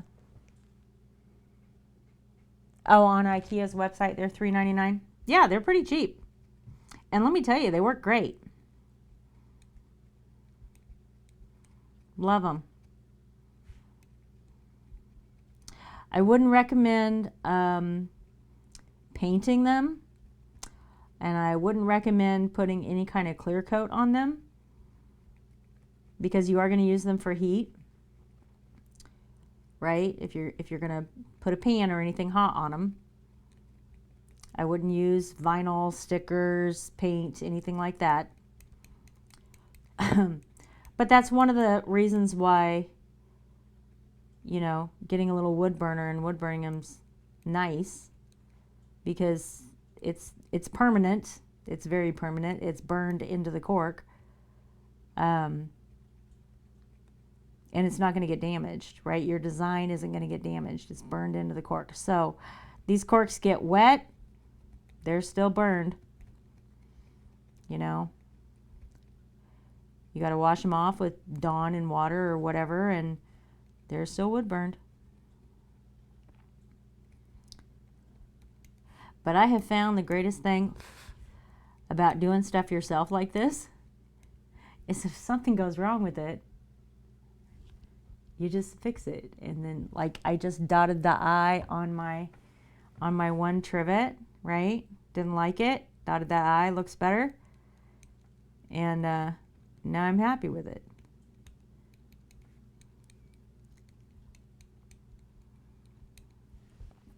So I also have this I should show you, by the way.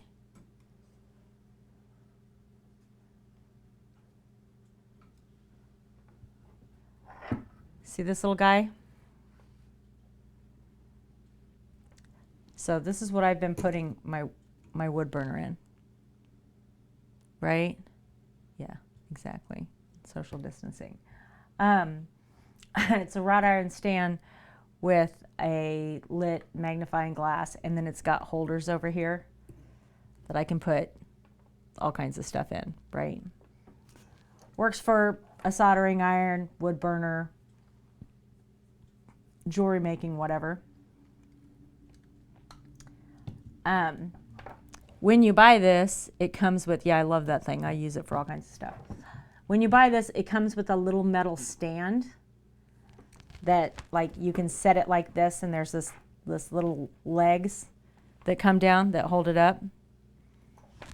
And it works great. I used one for a long time before I bought one of these. But I love this thing. I wood burned a tabletop with a giant sunflower on it. Tabletop is 4 foot by, I think it's 4 foot wide by 3 foot deep. And the sunflower that's on top of the table is probably 2.5 by 3 foot. It's huge, right? Covers a whole corner and the vast majority of the table. And then I polyurethane the top of it. Coat after coat after coat. And I did that whole tabletop, the sunflower, all of the shading on it, everything, with this $10 tool. As a matter of fact, about 3/4 of that sunflower was done with this point. So the same tip that's on here right now is the same tip I used to do all that. And it turned out gorgeous. I love it.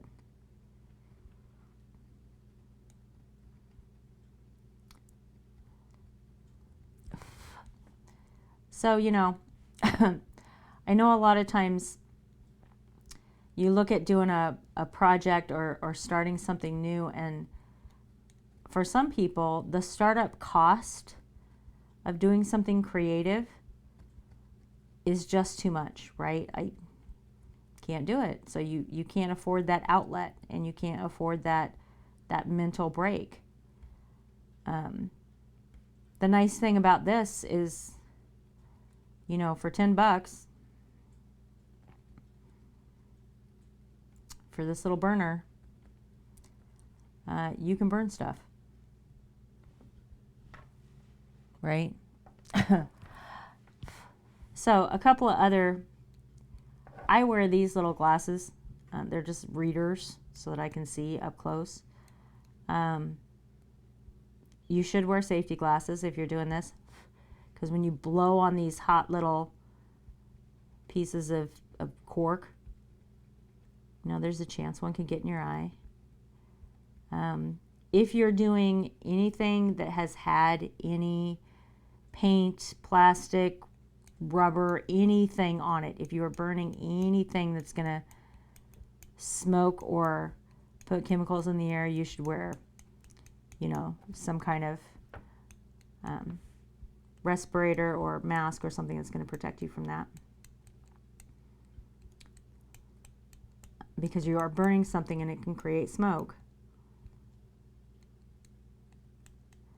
And you don't want to breathe that in. And you want to give yourself, you know, ventilation too, to be careful. But there we go.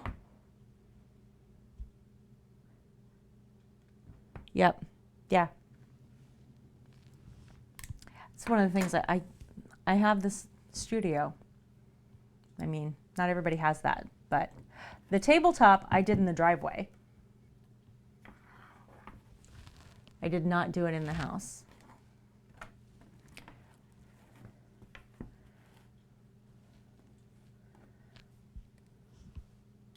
There we go, guys. What'd you think? Turned out pretty good, yeah? I like it. Okay, so I'm going to zoom in here, way in here. We're going to see if we can get this, yeah. So I wanted to just show you the actual detail, right? See how uniform that looks? It's that really, really light hand. So on the mustache right here is that part I was talking about, where that cork, I'm going to like try and move it a little bit in the light so you can see it. Where that, thanks Yanni Pop. Where that cork is a little bit chewed up right there. So, I mean, unless I'm shoving this thing in your face, you're not going to see it. But it looks really uniform. It almost looks like it's painted on, right? Nice and flat. With our first one that we did, CreatiVets, right? See the detail of the gun there? his little feet, right? Couldn't get that star, so I went ahead and just dotted that eye. And then here's calm your tots. So those letters look like they flow pretty good, right? And then we've got this nice detailing on that banner.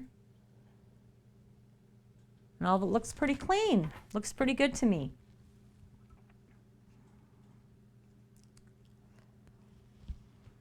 And there we go. I could also use this as a super coaster. Great big coaster.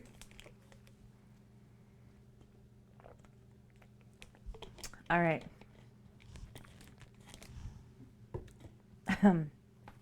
So, the other nice thing is it's not like paint. You don't have to, thanks. You don't have to wait for them to dry. They're just done, right? Because they're burnt. I got to see how we are on time.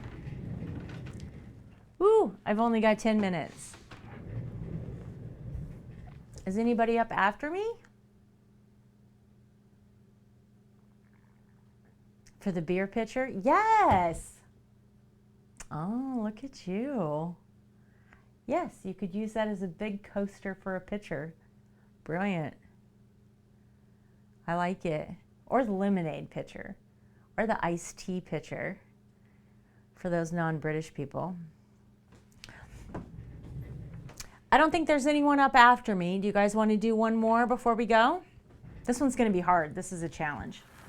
This keyboard is going to be hard. Do you want to do one more before we go, or we can in stream on time? What do you guys think?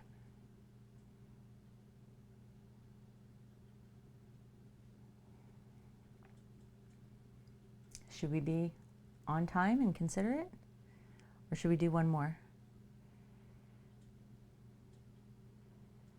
Yeah, lemonade or iced tea.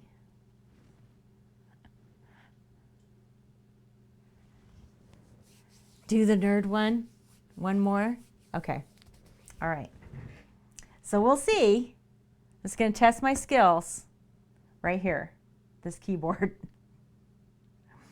Normally, I would use what's called a wedge tip because it comes down like a wedge, and it's really, really narrow.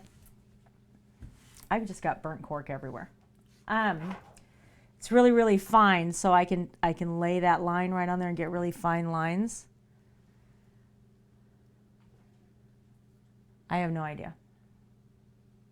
I'd eat a frozen pizza. I'd have taquitos, but somebody ate them already.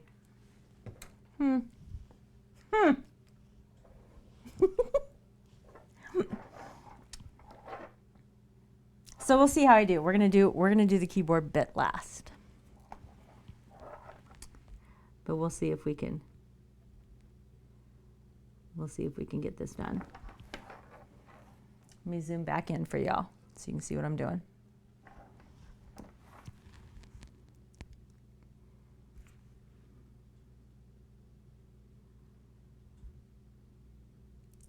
So the only way for me to get a fine line with this tip is to go perfectly straight up and down and just barely touch anything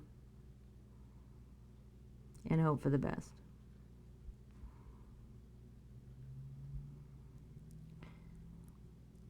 Oh, we got a curve there.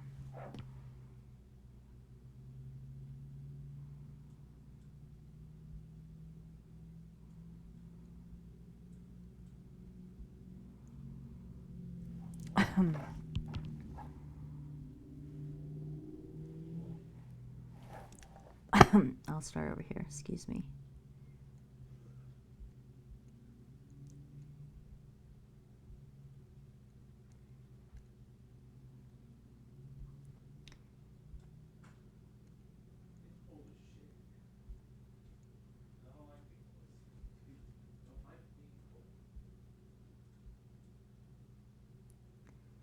So we got quite a bit of room here.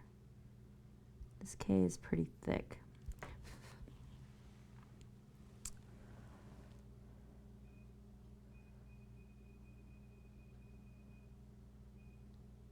What did you guys? Steak.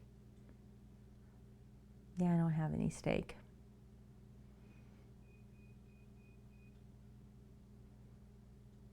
Shredded beef?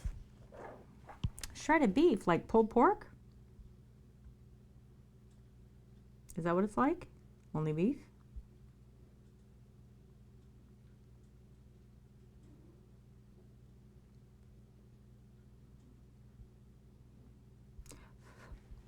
Or like roast?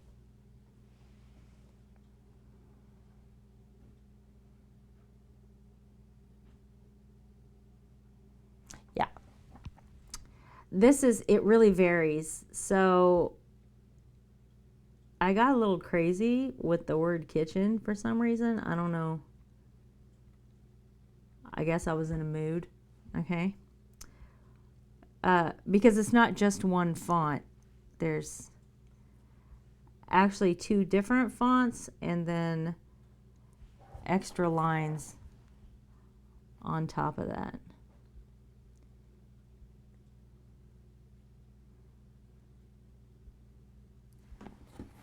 So I was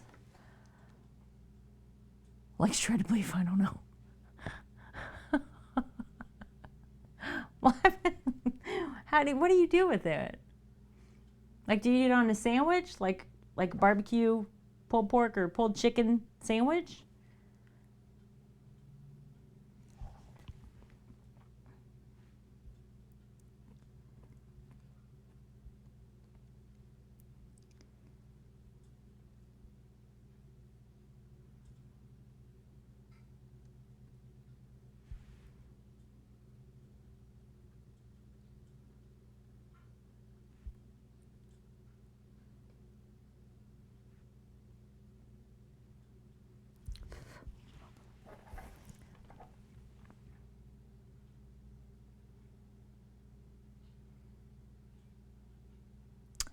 Oh. Oh. I understand.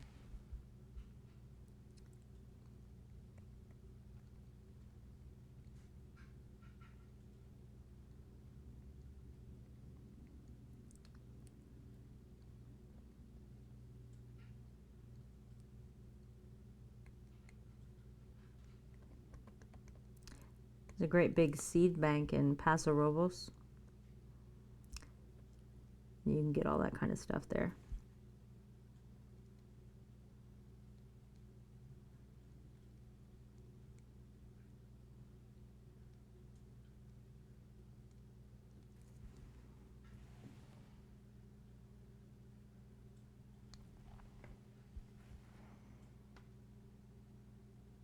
Turkey burger and chicken breast. All right. Nice.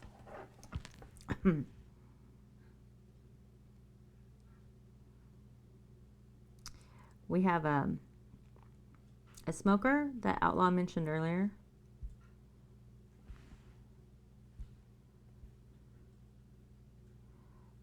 So we'll smoke like, I don't know, 4 whole chickens. And then pull them. And we'll have pulled chicken sandwiches. So it's essentially shredded chicken, but it's pulled, right? But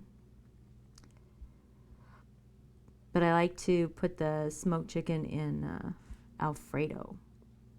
Spectacular.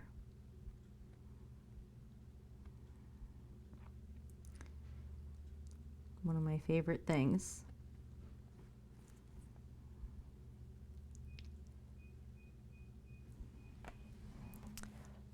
Yeah, it's excellent. But we put that on sandwiches, and we do all kinds of stuff with the smoked chicken. We've made pizzas out of it. We've had sandwiches out of it. I made a white lasagna, just chicken instead of beef and white sauce instead of red.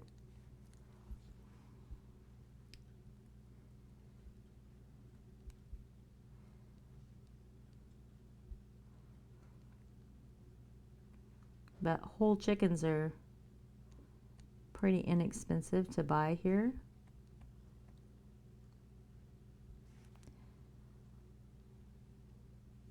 So we'll just smoke up, you know, like 4 of them at a time. We'll pull them all and then put smoked chicken in the freezer and some in the fridge to eat, and it's awesome.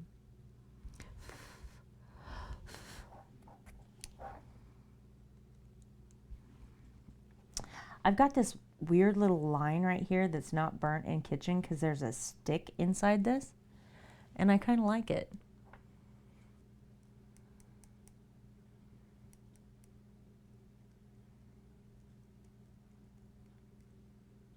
Smoked chicken on salads with salsa for dressing?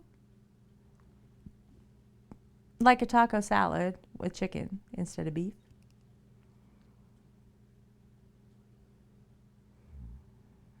All right.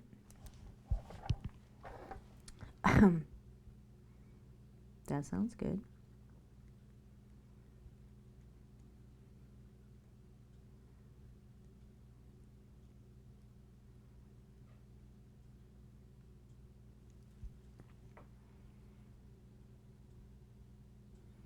And no taco. Well, yeah.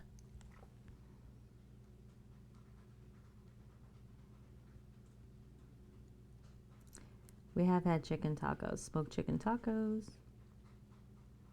smoked chicken burritos.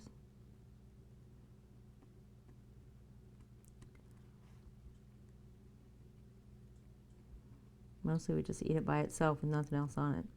Just put it on a plate and eat it.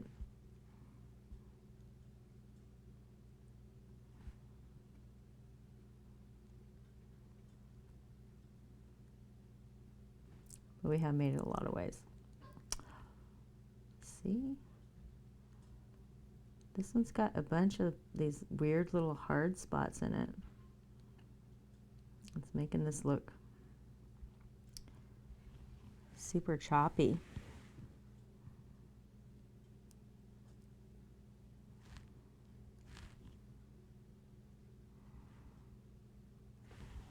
Pew, and it stinks.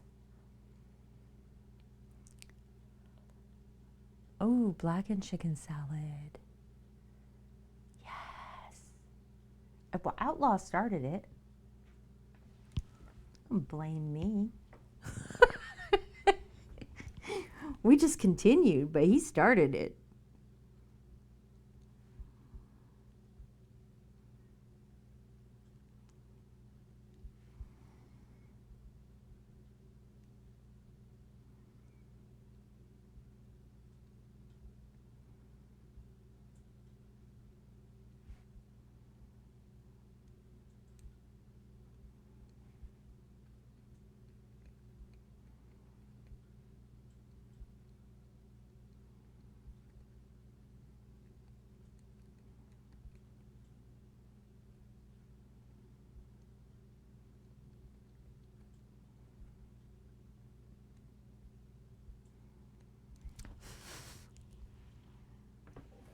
I gotta go up here and do this controller before I do the in. Yay, sparks! We're running along, Mr. 2. They voted to have me do one more. But I didn't think there was anybody on the schedule after me, so we'll be just a little bit late tonight.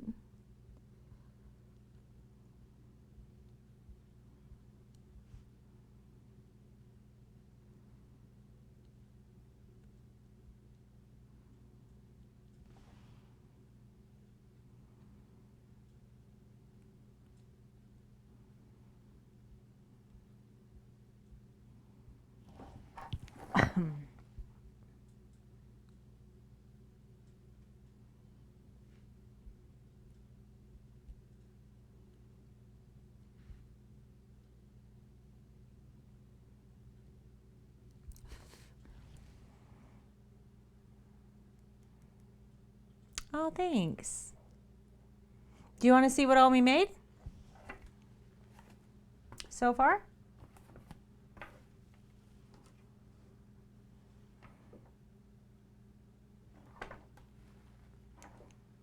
Check it out. CreatiVets, Calm Your Tots, a little mustache shift, and now we're doing This Kitchen is for Nerds.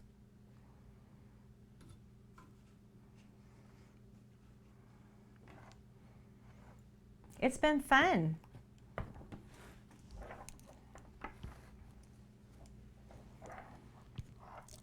And of course, just talking nonstop about food, because Outlaw had to bring it up. So here we are.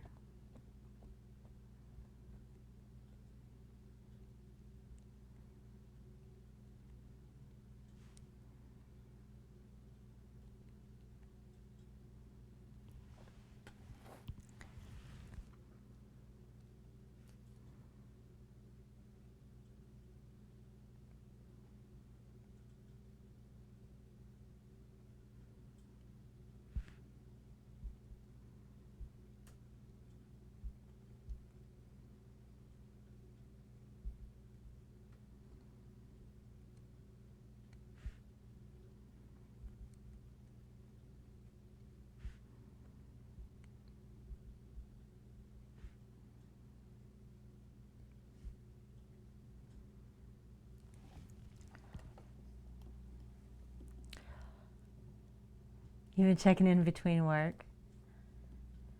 I wasn't sure how much you got to see, so I thought I'd throw that out there. They were telling me that I ought to send this little CreatiVets trivet up to CreatiVets to somebody.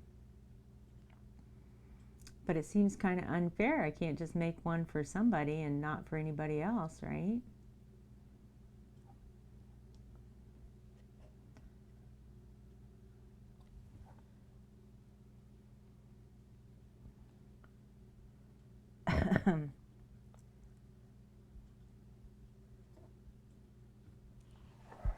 Skellington, I couldn't see what your gifts were. I couldn't see either one of y'all's gifts. I'm looking at OBS over here, and it doesn't show them to me. I didn't even know that you put them up there. Thank you. I didn't have Mixer up in front of me.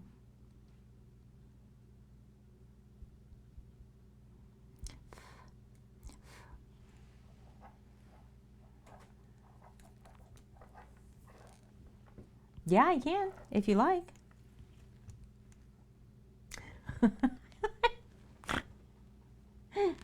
Tater's gonna take.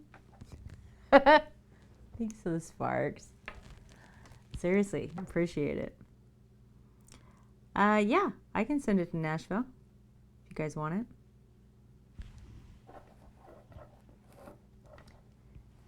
I saw the Tater's gonna take.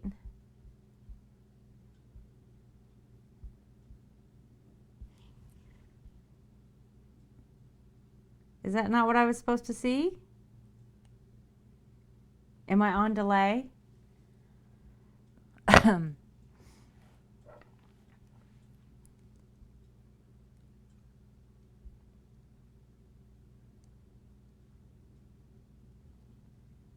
Okay, good, I saw it.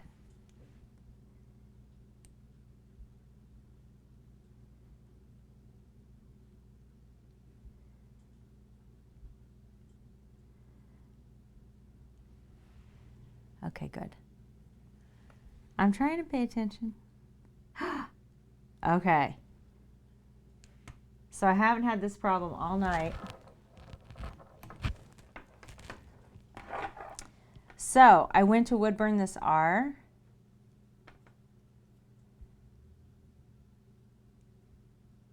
Aw, that's fun. Yeah. I went to woodburn this R and a whole piece of cork picked up. Look. Can you see the hole? I now have a hole in my R. Yeah, I can do that. That's cool.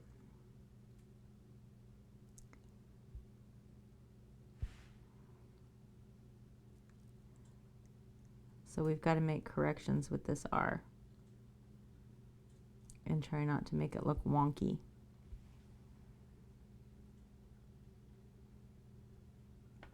Doesn't look great.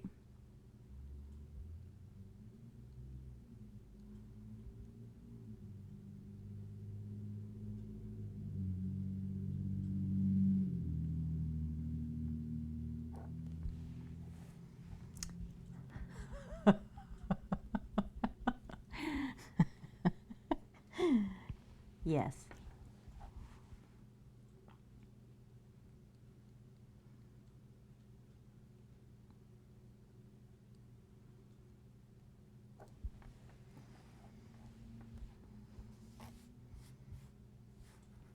You're not overworking us, Lord. You're fine. I'm only doing 1 day a week. And it's been great.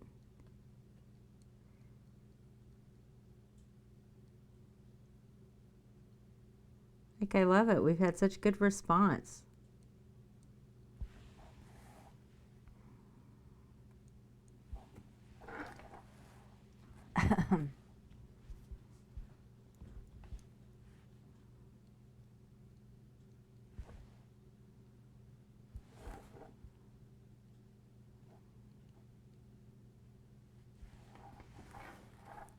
Okay. We're down to the keyboard.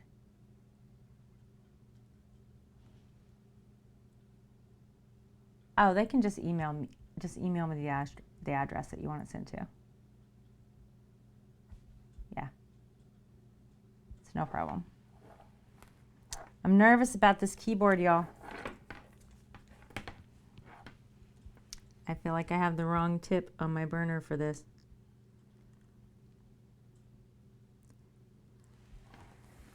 So we're going to see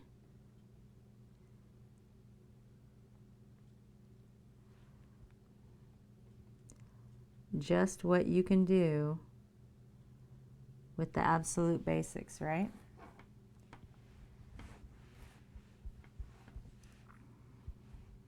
Thank you.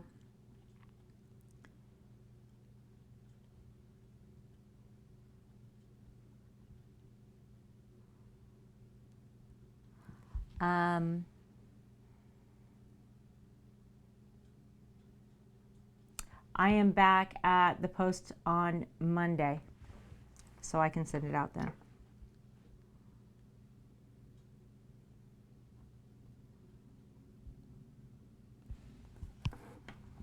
So I'm going to go ahead and do the exterior of this keyboard first, just to make sure that I've got a really good idea of where I want my lines.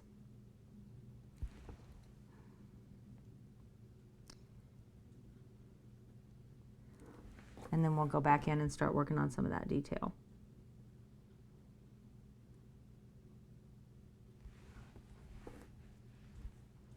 Thanks. I got this.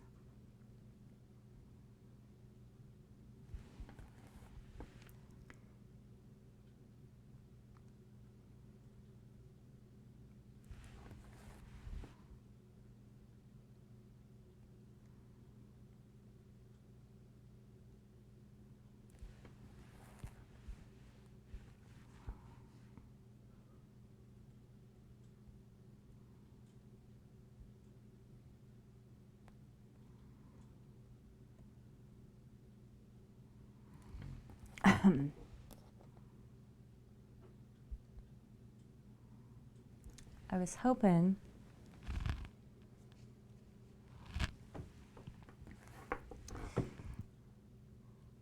I had talked to a couple of veterans this week, and I really hope that they've got to catch one of the streams. I know one of the streams that they wanted to catch was Luke's. He does a morning workout, so I'm really hoping that they got the opportunity to do that this week.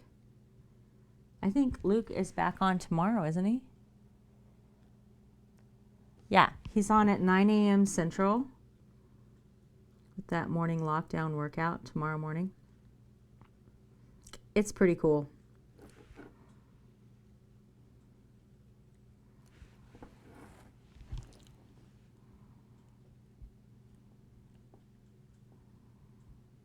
All right, there's the outline.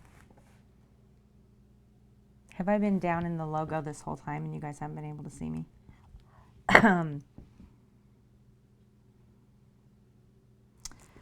Okay, so I'm gonna do, let's think about this. I'm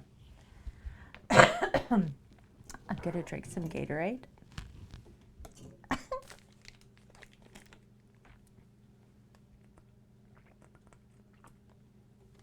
So this would be the bottom of the keys. I think I'm going to do the top of the keys next. And then I'm going to draw my definition lines off of those.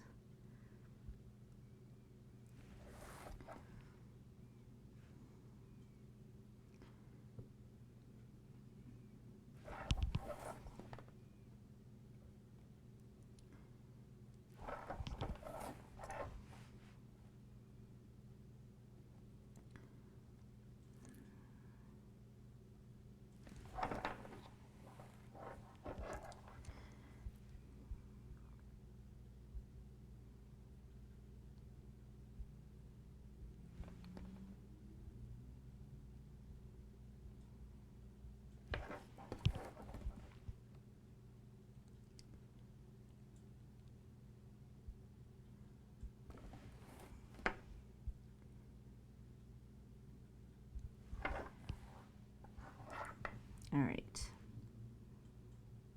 I'm going to put the letters, because these keys from the keyboard spell out the word nerds. And I'm going to do that part last.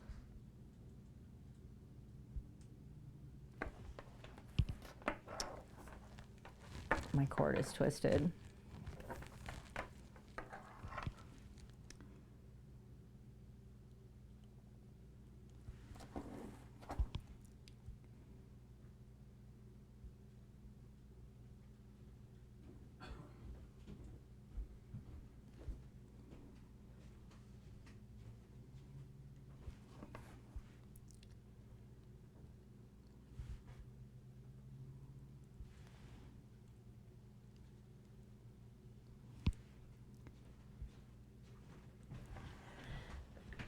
Don't keep her on task, chat.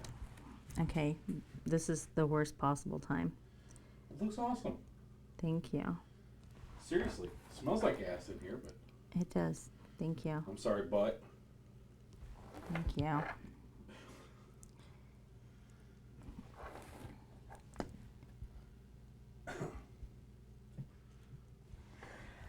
It's making you cough. No. It's not this. I hope you read chat. Well, I love chat, and I am grateful that we've got this level of interaction. I know you love chat. But I got to do this thing. You gotta do this thing. What you gotta do? This thing, the keyboard, it's hard. Focus. I have the wrong tip on my wood burner to be doing this. I know. I heard you. I've been watching. Did you know I got dinner in the oven? So, yes, I know. Do you know what I'm fixing? No. I'm fixing turkey strips, and I'm gonna brown them in the cast iron. Okay, awesome. Thank you.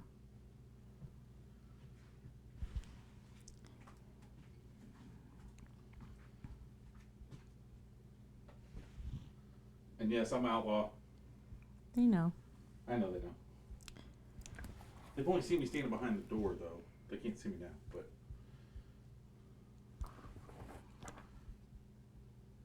You're way off center. Oh, do you not want me to do You can go. Okay, I'll go.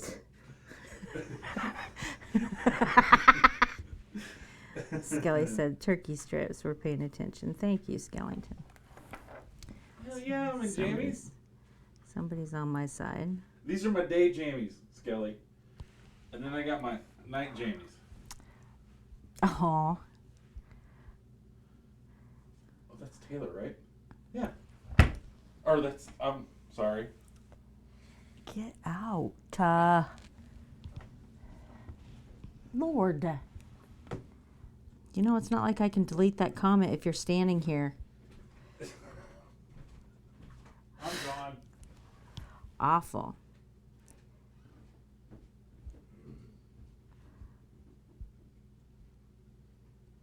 Okay. Here we go. Tiny letters.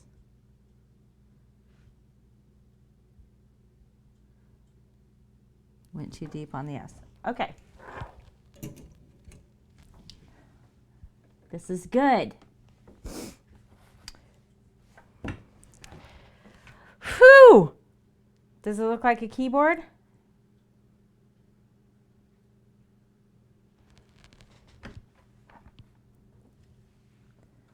I can't get zoomed in any more than that, can I? I want you to see something. See that S? It's not great. So the only way to correct this with Cork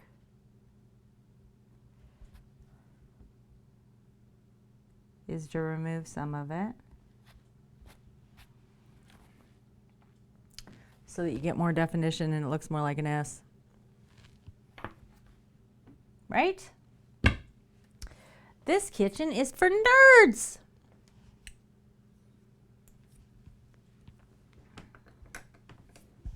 I think we did a pretty good job tonight, guys.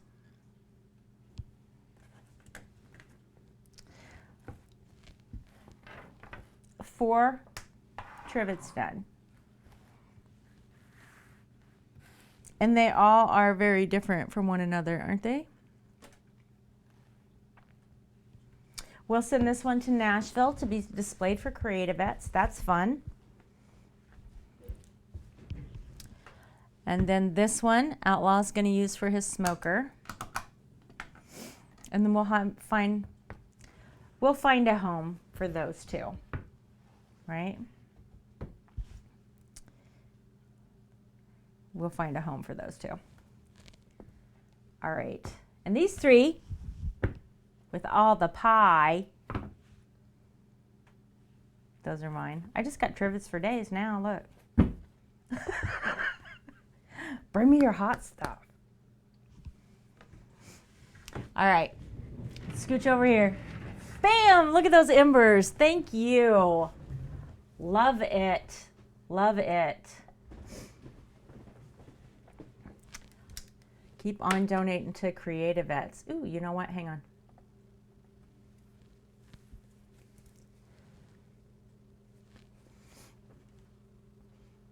All right. Thank you, thank you, thank you.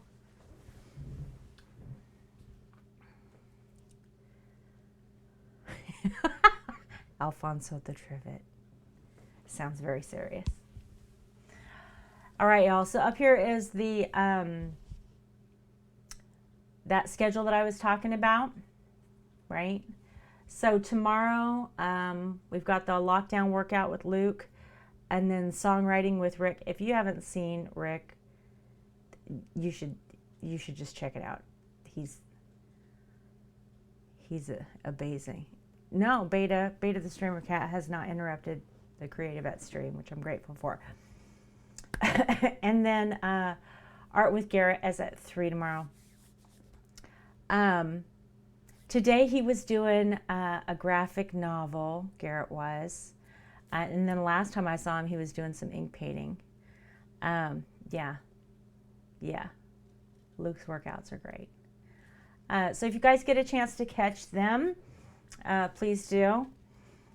This schedule is at creativets.org/live. And of course, I am on every Thursday at 3 p.m. Central Standard Time here at CreatiVets.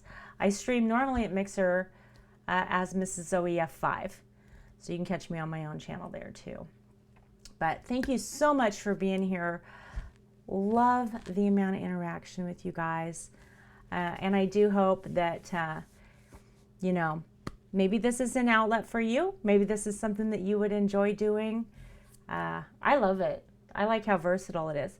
And if y'all want to see me do wood burning again, or maybe do that cigar box project, we can do that. Right? Of course, Mr. 2. Of course. Happy to be here always. So, thanks for being with me tonight, guys. We did run a little bit late, but that's okay because it was fun. So, I will see you next week or somewhere around Mixer.